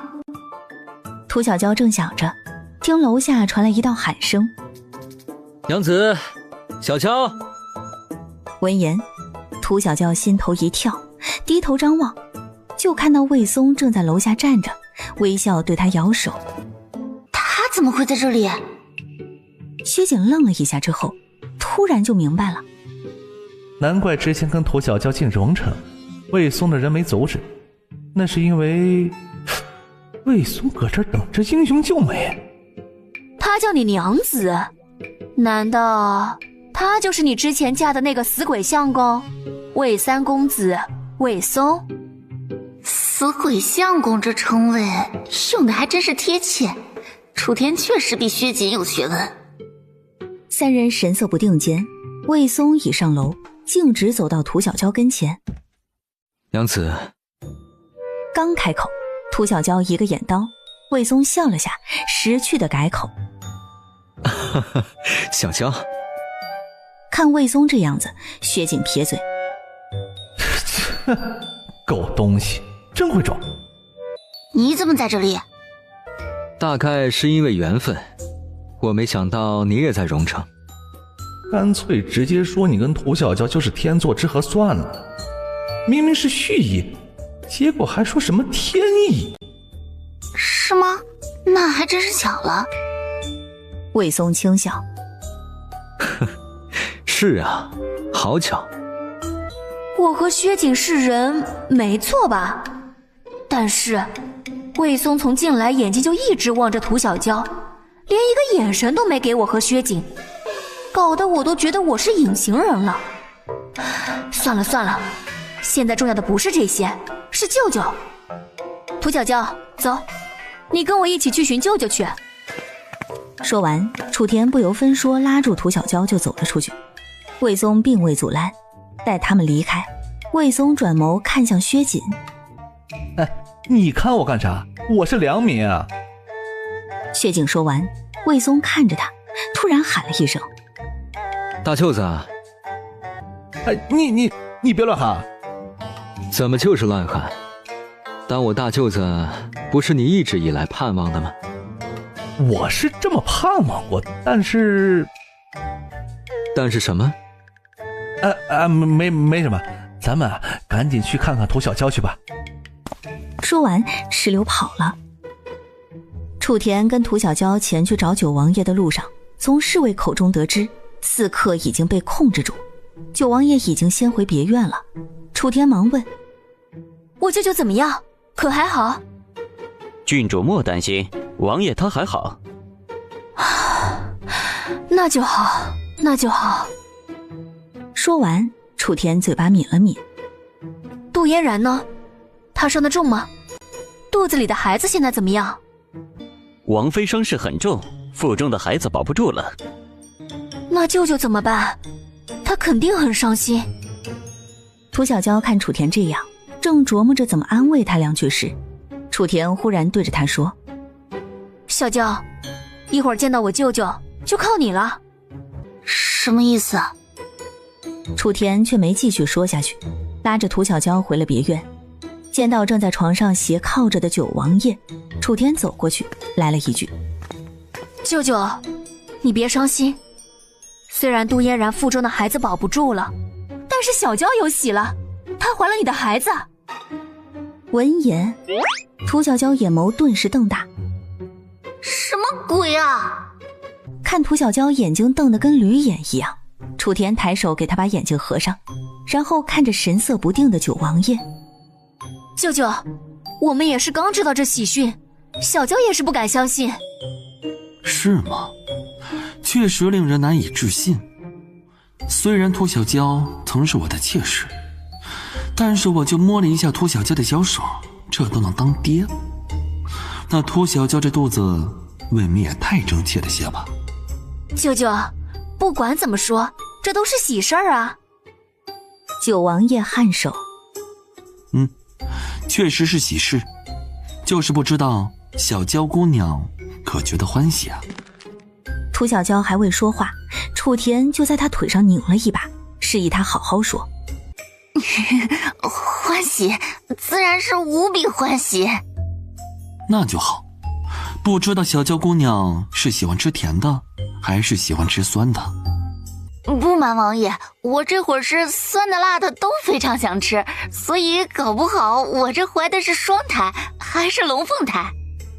那可真是太好了，本王一下子就儿女双全了。所以啊，王爷若是得空了，不如给儿女想想名字。名字的话，就按照你之前取的吧。女儿就叫狗蛋儿，儿子就叫驴蛋儿。谢狗蛋儿，谢驴蛋儿。涂小娇连连点头。好听，真是别具一格的好听。九王爷不说话了，涂小娇对着他喊谢狗蛋儿，谢驴蛋儿。九王爷觉得自己被对脸骂了。我就开了个头而已，涂小娇眨眼的功夫就把事搞这么大，这咋收场啊？门外过来探望九王爷的薛锦还有魏松，听到屋内的对话，魏松没什么表情，薛锦神色不定。小娇有喜了，我要当舅舅了，真是恭喜你了，驴蛋的舅。闻言，薛锦脸上的得意的笑微僵了一下。这名字太难听了，感觉被骂了。薛世子，魏三公子，两位是来看望王爷的吗？是来恭贺王爷当爹的。九王爷，您怎么样？还好吗？还好。说着，伸手拉过涂小娇，让她床上坐下。你身子不便，不宜受累，坐着吧。涂小娇没说话，九王爷握着涂小娇的手，对着魏松温和开口：魏三公子怎么来荣城了？听说荣城的大葱比较便宜，我过来看看，准备买些回去。听言，薛瑾表情木了，知道魏松不会说实话，会扯一个理由出来，但是薛瑾没想到他这么能扯。九王爷听了跟着接：不只是大葱，大蒜也比京城的便宜许多。三公子若是喜欢吃，也可以多带一些回去。九王爷说完，涂小娇忽然起身往外走去。小娇，你去哪儿？去孕吐。这一屋子人真是一个比一个能扯。涂小娇往外走着，就听魏松说：来的时候遇到怡红院的桃红姑娘，她让我带话给王爷，她很牵挂你，问你什么时候回去给她赎身。是吗？那么劳烦三公子回去时再见到桃红姑娘时告诉她一声，等我回去即刻就给她赎身，并且亲自送她去魏家。毕竟她腹中还怀着魏家三爷，也就是你父亲的一父子，自是不好流落在外的。原来还有这茬事啊！王爷还真是宅心仁厚，在这里我代我那死去的父亲谢谢王爷了。三公子客气了，不管怎么说，你都是小娇前头的人，看在小娇的面子上，本王代为照顾你一下你未出世的庶弟或庶妹，也是应当的。听着两人的对话，薛瑾决定不在这里待了，免得被殃及。九王爷、魏松，你们聊着，我去看看小娇去啊。不知道为啥，我虽然不是当娘的，只是当舅舅的，但忽然也好想孕吐啊。看着滋溜就跑出去的薛瑾，楚田看看九王爷，又看看魏松，也抬脚走了出去。楚田出去找到涂小娇。小娇，我没想到你还是个狐妹子。郡主，好好的怎么还夸起我来了？楚田正无语，就听画眉带着哭腔的声音传来：侍卫，王妃快不行了，求求你让我见见王爷吧。无需担心，郡王妃已经说了，她最擅长照顾人，特别是王妃是因为护郡王爷才受伤的，郡王妃心里更是感激不已。她已对王爷请命，一定不遗余力地照顾好王妃。王爷也已经应允了，所以你只管听从郡王妃的吩咐，跟着好生照顾就行了。听言，画眉脸色变了又变，想想一直以来王妃对郡王妃的态度，现在王爷让郡王妃照顾王妃，确定是想保全她的性命，而不是要了她的命。画眉，王爷呢？王爷来了吗？王妃，王爷也受伤了，现在无法起身，所以未能过来。不过王爷吩咐了，让奴婢好好照顾你。那大夫呢？他派人去请大夫过来了吗？请了，请了，可能一会儿就来了。王妃您别担心，凡事有奴婢呢。其实大夫已经来过了，在杜嫣然昏迷的时候，杜嫣然这次伤得很重，以后怕是连床都起不来了。只是这些话没不忍心对王妃说。我腹中的孩子还在吗？说着，杜嫣然抬手摸了摸自己的肚子，发现是一片平坦后，顿时一喜。没了，是不是没了？是，已经没了，并且王爷怕是也已经知道，王妃腹中怀的并不是孩子，因为王妃这月份，孩子就算是掉了，也基本成型了。但王妃除了一滩血水之外，再无其他。大夫当时应该是看出什么了，自然也禀报给了王爷了吧。皇婶如何了？可醒了吗？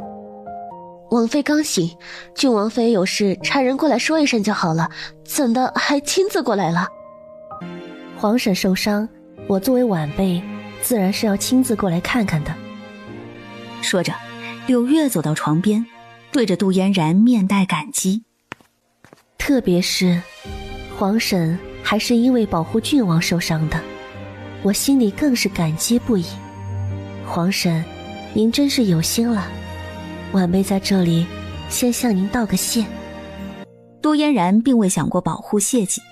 当时回别院的路上，杜嫣然遭遇刺客，当时万分紧张，恰好看到谢济带着一帮兵士，杜嫣然就毫不犹豫地跑了过去。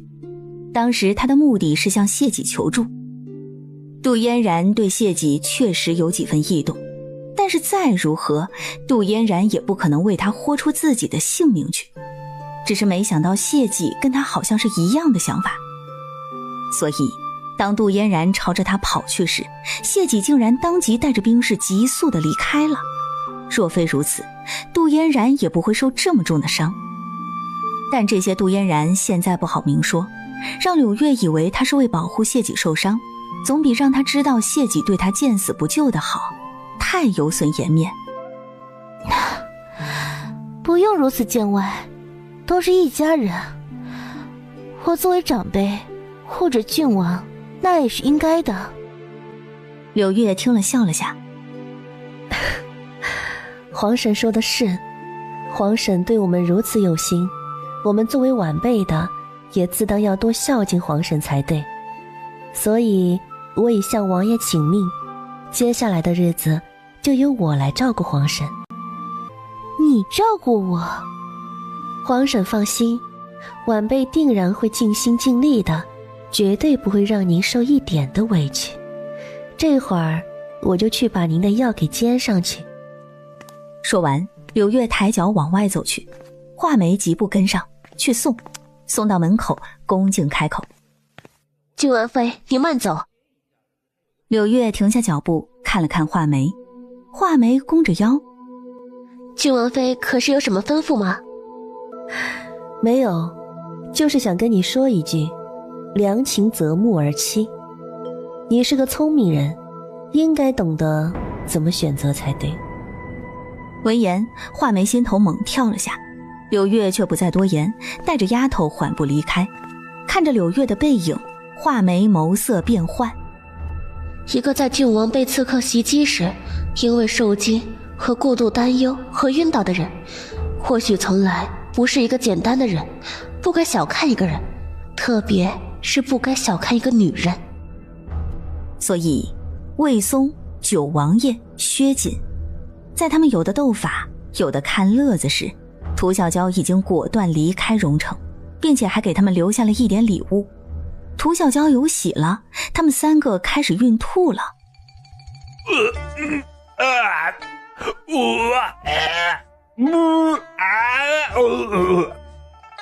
薛锦吐得最是跌宕起伏，吐得苦胆都快出来了。九王爷更惨，因为身上本就有伤，因此每次吐都会牵动伤口，一边干呕一边冒血，难受的脸都有些扭曲了。至于魏松，他倒是没吐，但是他肚子鼓起来了。不过一晚上的功夫，他肚子鼓得就像怀了5个月一样大。魏松，你能不能不要提个大肚子在我面前晃呀？弄得好像我们搞大你肚子一样。九王爷听到薛锦的发言，也是又吐了起来。3个人，2个害喜，1个有喜，让他们自己热闹起来，根本腾不出心思去谋算涂小娇。涂小娇这混账倒是一点都不偏心，说下药给我们3儿都下药，一个也不放过啊！这会儿他倒是不心疼银子了，真舍得买药。平日里让他买点什么，他总是抠抠搜搜的啊，给我们买药，他倒是真的大方。魏松听了，看一眼自己的肚子，不紧不慢。不偏心吗？我觉得他还是偏心的，因为我瞧着你们可是比我难受多了。薛锦听言，瞪大眼睛。你都这样了，你还觉得舒坦不成？舒坦。而且我这肚子瞧着还是双胎，吾日我将儿女双全，不值得恭喜吗？你还双胎？等足月了，你打算从哪里把孩子生出来？世子不愧是要当舅舅的人，想的就是长远。说着，魏松摸了下肚子。你们先吐着，我先去找稳婆打听一下，免得到时候措手不及。看着魏松的背影，薛景撇嘴。他都要雌雄同体了，得一个啥呀？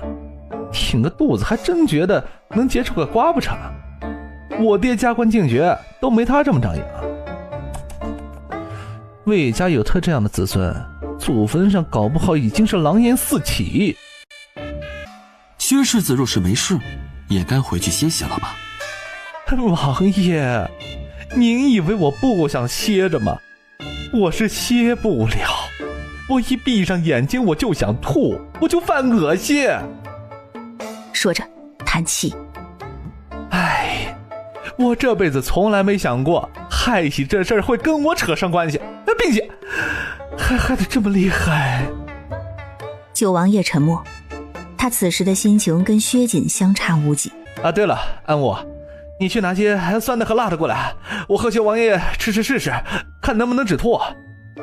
世子，您跟王爷并非是真的害喜，酸的辣的没用，需要解药才行。哎呀，我知道呀，他现在不是没解药吗？吃点辣的或酸的试试也不行啊。哎呀，算了，你在这里照顾王爷吧，我自己去找吃的。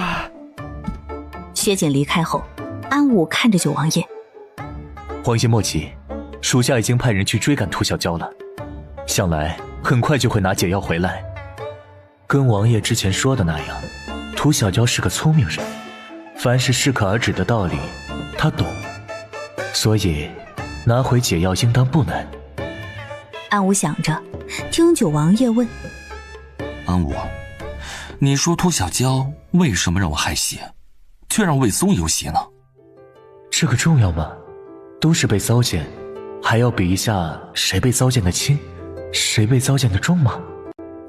看安武有些无言以对的表情，九王爷吐出一口浊气，心里也同样觉得不可理喻。我这大概不是动心，而是中邪了。也许应该找一个神婆来，先驱邪才是解药的。另一边，涂小娇坐在马车上，看着一路上欢欣雀跃的楚田。郡主，乡野之地真的没什么好玩的。这还用你说吗？我当然知道。那您……我就是享福享多了，好日子过腻歪了，想找点苦日子过过试试。所以总结下来就是闲着没事儿给自己找点事。涂小娇还能说啥呢？就随他吧。所以两人虽然没交流过，但对于要过的生活却是出奇的达成了一致。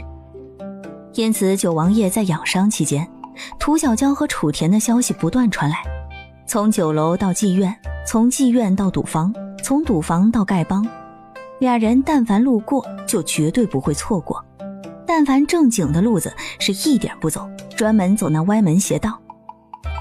九王爷还未表态，薛锦就在一旁感慨起来：这些可都是我教给涂小娇的呀，她真是一样不落的都学会了，并且她还学得相当不错。薛景说着还自得起来了。我虽然当学生不行，但是当师傅可以啊，这也算是能耐啊。安武无声叹气：唉，也不怪王爷苦闷，想了一个外甥女也没养好，想歪了也就罢了，自己喜好也是歪的。这世上那么多好的，他心不乱跳，偏偏这没正形的就搞得他心里乱糟糟的。难道这就是所谓的上梁不正下梁歪？王爷本身就是歪的，所以才会把楚田给养歪。对了，王爷，郡王谢启被阉的事儿你知道吧？薛锦突然的一句话让九王爷眉心猛地一跳。他被阉了？谁做的？薛锦摇头：不知道，看薛锦那一脸无辜的样子，九王爷沉默。谢己被阉了，无论是谁做的，谢己都一定会算在他的头上。所以这是有人想继续看他跟谢己斗个你死我活。九王爷不言，薛锦继续说着：王爷，一会儿我就同魏松一起回京了，他现在挺个大肚子，跟个稀罕物似的，我跟他一起回去，借着他的光，我也算是衣锦还乡了。衣锦还乡？薛锦点头。我打算对别人说，魏松肚子里的孩子是我的，让全京城和国公府的人都知道我的厉害。薛锦同魏松离开了。郡王妃为方便照顾杜嫣然，也带着她踏上了回京的路。安武算了一下，在回去的时候，他们或许还能碰上因身残停滞在半路的谢己。不得不说，杜嫣然跟谢己确实是有些缘分的，说残真的一起残。安武想着，对着九王爷轻声禀报：王爷，要不要派人将郡主带回来？再继续下去，郡主是真的要被带坏了。你觉得他这个时候会回来吗？安武沉默了。肯定不会想回来的，郡主明显已经乐不思蜀了。九王爷轻叹了口气：唉，让他再跟着涂小娇闹腾闹腾吧。人这辈子能畅快的时候其实也不多了。楚田坐在马车内，想着昨日小领馆那2个俊秀的哥儿，这会儿还觉得美滋滋的，意犹未尽，对着涂小娇感叹：你知道的，我一直以来最是瞧不上薛锦，可现在我多少有点理解他了。做个纨绔那是真舒服啊。楚田好像还想超越薛锦。小娇，那个叫齐秀的灵儿好像真的很可怜，你说我们要不要为他赎身？只有齐修可怜吗？那陆明呢？提及身世，他可是连嗓子都哭哑了。他自然也相当的可怜。那咱们把他俩都赎了。那其他人呢？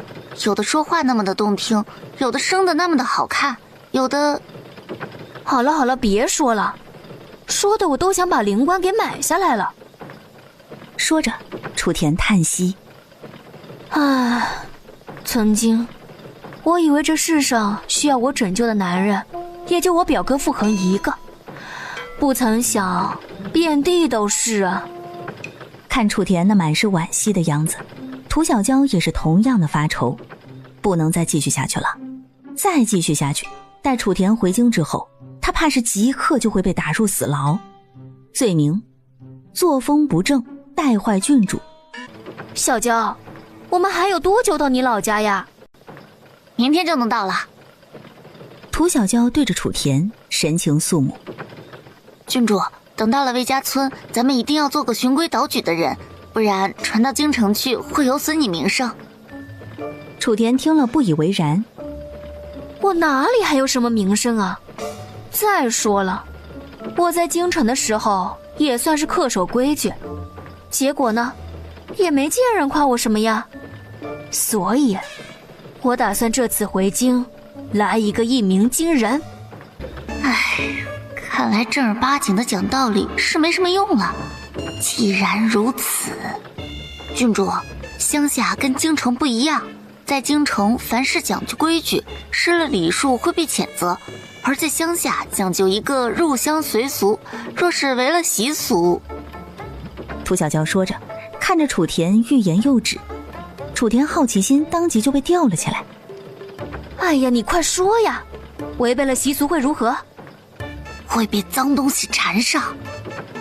闻言，楚田愣了下，神色不定。你说的脏东西是？是鬼。我不信。那你可以试试。你呢？你被脏东西缠上过吗？缠上过。真的？涂小娇点头。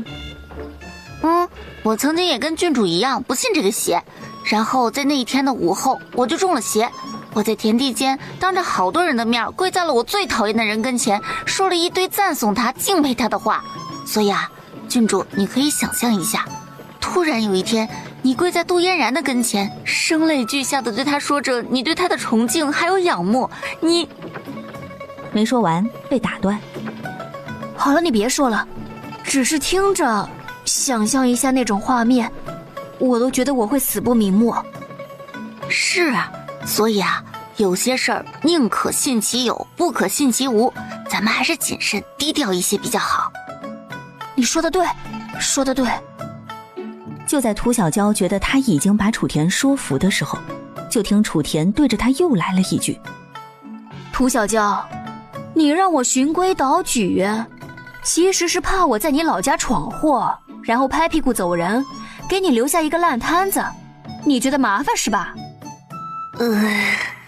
不怕脑子笨的，不怕脑子好的，就怕这种脑子有时在线有时不在线的，让你防不胜防啊。第二天傍晚时分，涂小娇到魏家村，回到她与魏松曾经的家，走到门口，看着眼前的家就呆了。你不是说你家是茅草屋，四处漏风吗？看着这红砖青瓦的大瓦房，楚田怀疑涂小娇是不想让他来，才说什么茅草房，故意吓唬他的。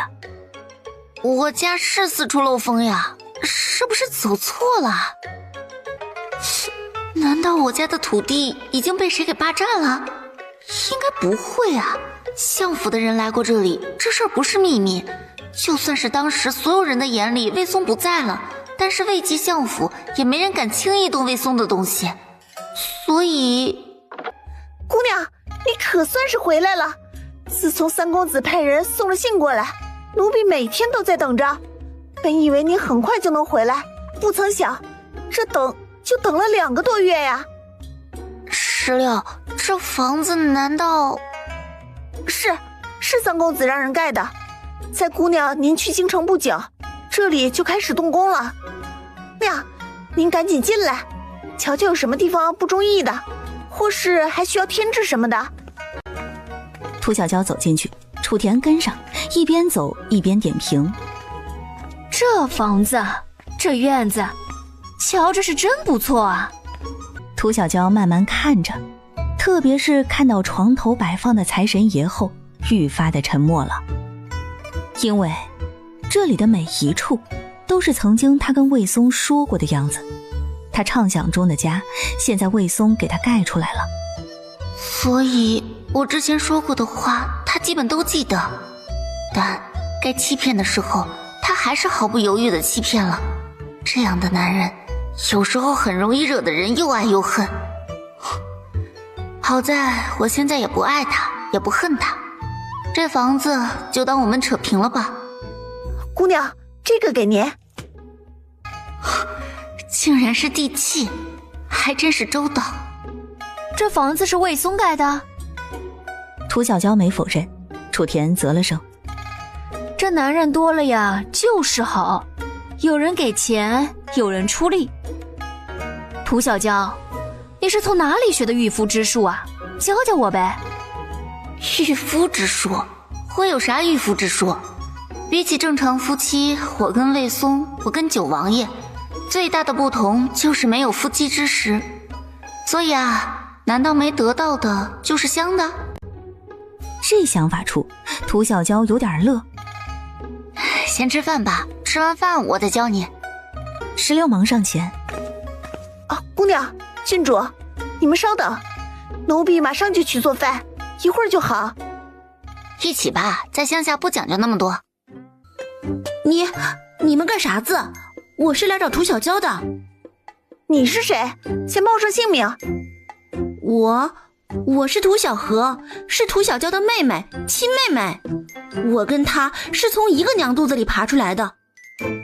涂小荷说着，不住地往里面张望。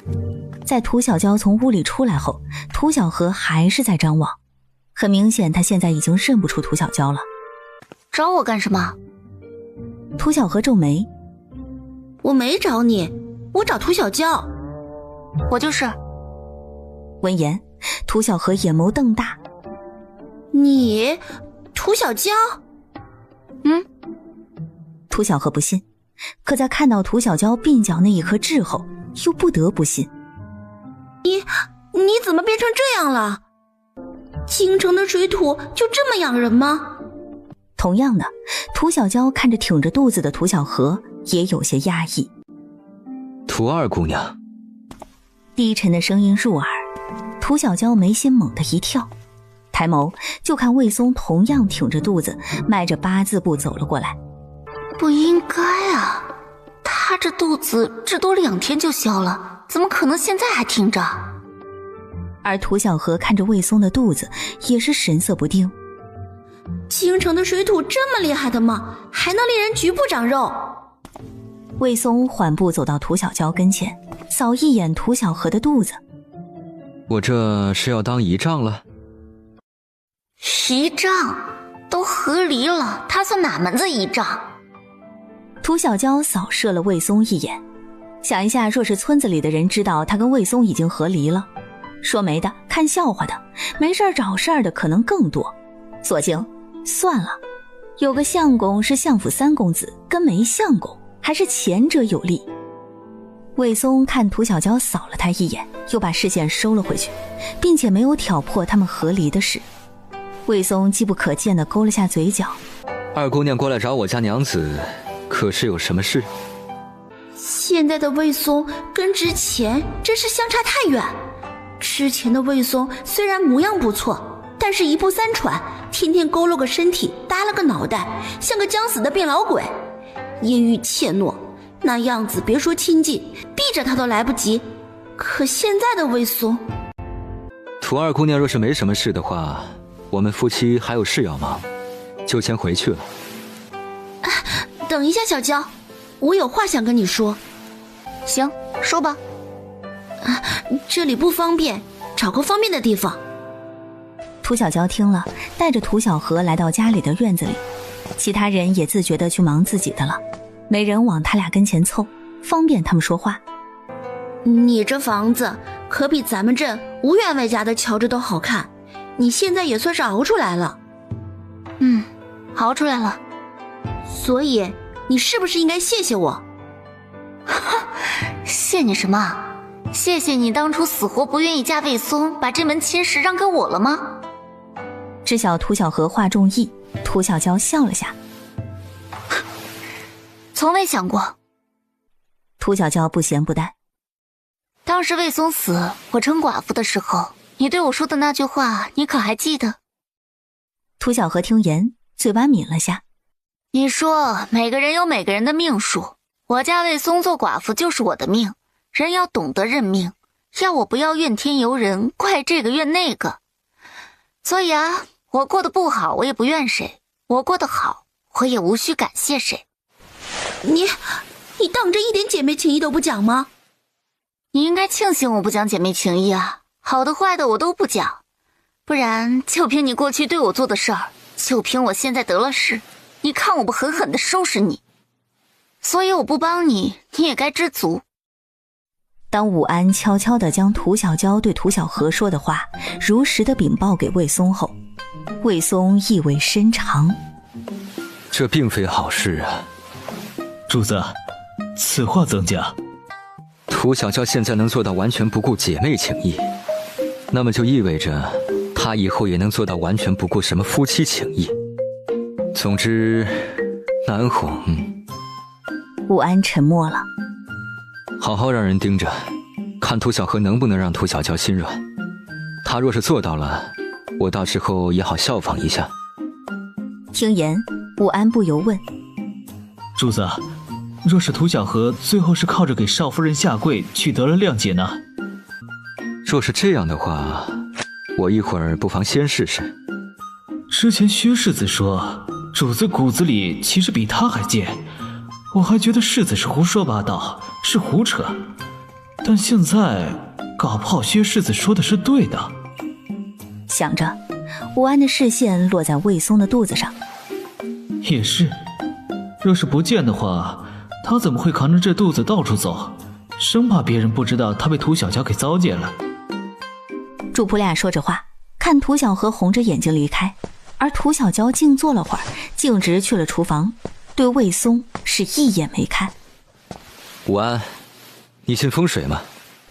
回主子，风水这事有时候还是信一些比较好。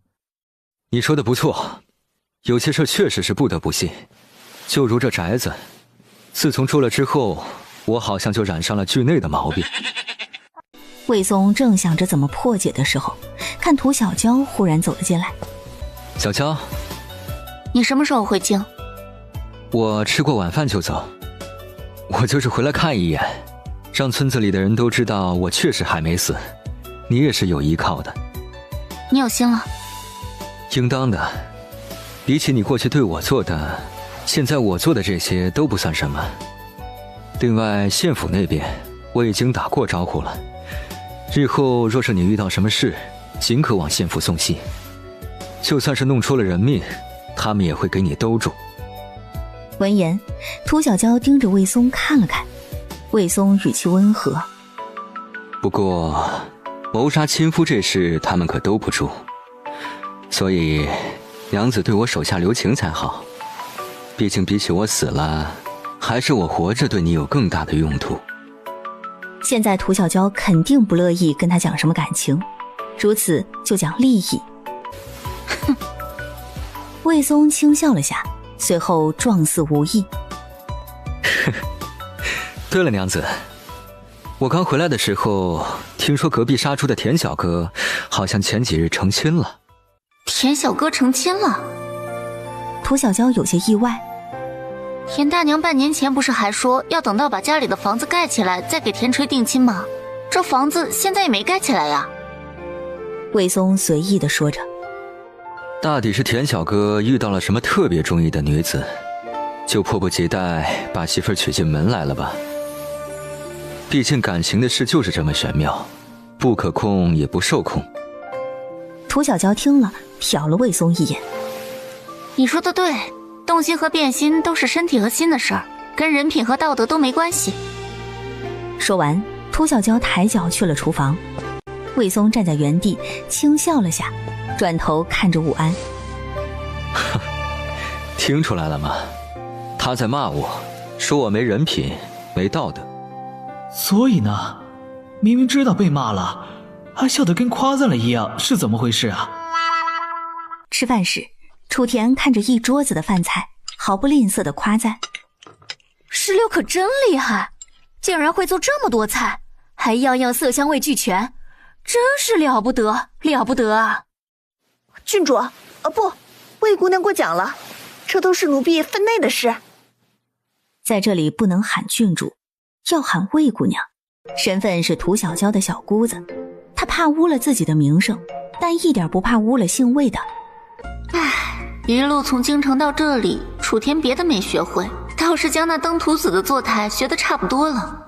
等到了京城，他如此改变，也算是脱胎换骨了，从唾弃浪荡子变成自己要做浪荡子，真是了得。小娇，我吃完饭后即启程回京，你顺便跟我去一趟县城吧。涂小娇听了，吃着饭，眼帘都没抬一下。不去。我今日回来的时候路过县城，看到你之前瞧好的那个肉铺挂了售卖，我就交了定金。你随我去县府过一下手续。闻言，涂小娇抬眸，落在你名下，算是我的补偿。不要。行，那就不要。魏松将碗里的饭吃完，起身。我去收拾一下东西，一会儿就离开。涂小娇嗯了一声。在魏松离开后，楚田告诉涂小娇：小娇，我觉得那铺子你还是收下比较好。为什么？因为男人贱呐，你收了也就罢了，相反，你越是拒绝，他们反而更是来劲。对于这一点，我算是过来人。就如之前，我送傅恒和他家人东西，他们越是不收，我越是想送，越觉得他们品性高洁。可之后，他们想好了，主动找我要了，我反而不愿意给了，还开始觉得他们贪婪俗气。楚田举实例，涂小娇听完沉默了。过了一会儿，涂小娇开口：什么时候你也成了魏松的兵了？你怎么发现的？哈哈，竟然不是否认或辩解，而是先好奇。没发现，就是有点怀疑，随意试探了一下，没想到是真的。魏松刚说要送铺子，楚田马上接话，收下铺子的好处，一唱一和，有些明显了吧？楚田不说话了，心里思忖：也许比起做了有失体统的事臭名远扬，脑子笨才是最致命的。魏松许你什么好处了？你别问，问了我也是不会说的，绝对不会说。没脑子，至少得有点骨气。一个人不能毫无可取之处。魏松是不是答应你，你想在魏家村待多久都会让你如愿，保你不会被九王爷给抓回去？看楚田表情，涂小娇知道猜对了。涂小娇转头对着16说：你去跟魏三公子说一下，一会儿我同他一起去县城收铺子。是。16应了声是，疾步走了出去。你不是不收的吗？怎么又答应了？因为想让你留下，不想让你离开。闻言，楚田愣了下，突然就红了眼眶。小娇，你真好。呵呵，天真烂漫的孩子呀。其实收不收对于涂小娇来说都没什么区别，因为她能管住自己，却管不住魏松。另一边，当魏松听16说涂小娇同他一起去县城，又听侍卫说楚田被涂小娇感动的不行，魏松忍不住就笑了，对着武安轻声开口：什么叫人才兼得？这就是涂小河从涂小娇家离开后，并未直接回自己的家，而是去了娘家。这么晚了，你咋过来了？你婆子又给你脸子看了？她哪天不给我脸子看？小河，好了，你也别说了，你也就会说这么几句，车轱辘话来回说，有啥意思？涂小河扶着腰在椅子上坐下。我爹呢？啊，你爹串门去了。你大哥跟着你大嫂回娘家了，这会儿家里就我一个。嗯。涂小河嗯了声。我刚从涂小娇家过来的。小娇已经回来了吗？你见着她了？说上话没？哼，别高兴，人家现在了不得了，富贵了，根本就没想过再跟咱们亲近。他亲口跟你说的？当然是他亲口说的。涂小河将涂小娇说的话如实的跟顾氏说了一遍。顾氏听完沉默了。这人富贵了，瞧着就是不一样。涂小娇现在可真是大变样，不但房子气派得很，还有丫头伺候着，那派头可比员外夫人都足，哪里还会瞧得上咱们这穷亲戚啊？说着，涂小河看着顾氏，阴阳怪气地问：娘，你现在心里是不是挺后悔的？我后悔啥？后悔自己疼错了人呢，偏疼我这么个没出息的，不但没给你带来富贵，还得罪了涂小娇这个让你享福的闺女儿，心里肯定十分后悔吧？顾氏听了瞪了他一眼：瞎说什么？倒是你，之前让你嫁魏松你不嫁，现在看涂小娇过得好了，你自个儿心里后悔不？顾氏这话处，涂小河脸色抑制不住的就变了。就算是后悔也没用了，现在你已经跟柱子成亲了，这孩子都快落地了，以后就想着好好过日子，过去的事儿就别再想了。小河，别说了，我走了。这么晚了，你去哪儿？能去哪儿？你不是说要认命吗？我回我的火坑。站在大门口看着涂小河走远，不由得长叹了口气。唉，都是命呀！早知道相府还会认回魏松，当初一定会对魏松好一些，那样我现在也能盖上气派的房子。可惜了，之前不但没想过善待魏松和涂小娇，还总是担心他们来打秋风，更是在魏松死了之后，将他们家的东西全部都拉了回来，意图占为己有。虽然最后还回去了，可我们这做派定然也让涂小娇和魏松心里很不舒服了吧？唉，真是人算不如天算。晚饭后，魏松、涂小娇还有楚田、武安一行人去了县城。马车内，魏松问涂小娇：等到了县城，先去转转看看，明天上午办事，行吗？好。小娇，我知道你对我有情有义，但是你也不用处处委屈自己，处处都听他的。涂小娇听言，看着楚田，也学着他压低声音：那你觉得我该怎么做比较好？你一会儿到了县城，他让你去玩，你就偏不出去玩。事儿的话，你偏就上午不去，下午去，看他能奈你何。上午去下午去都行，我都高兴。楚田抿嘴，狠狠瞪了魏松一眼。不知道为何，这个许多人口中窝囊无用的魏三公子，总是让我下意识的害怕，那压迫感总比舅舅给的感觉更深。看楚田被魏松一盯，缩起了头。涂小娇看向魏松，魏松一脸无辜。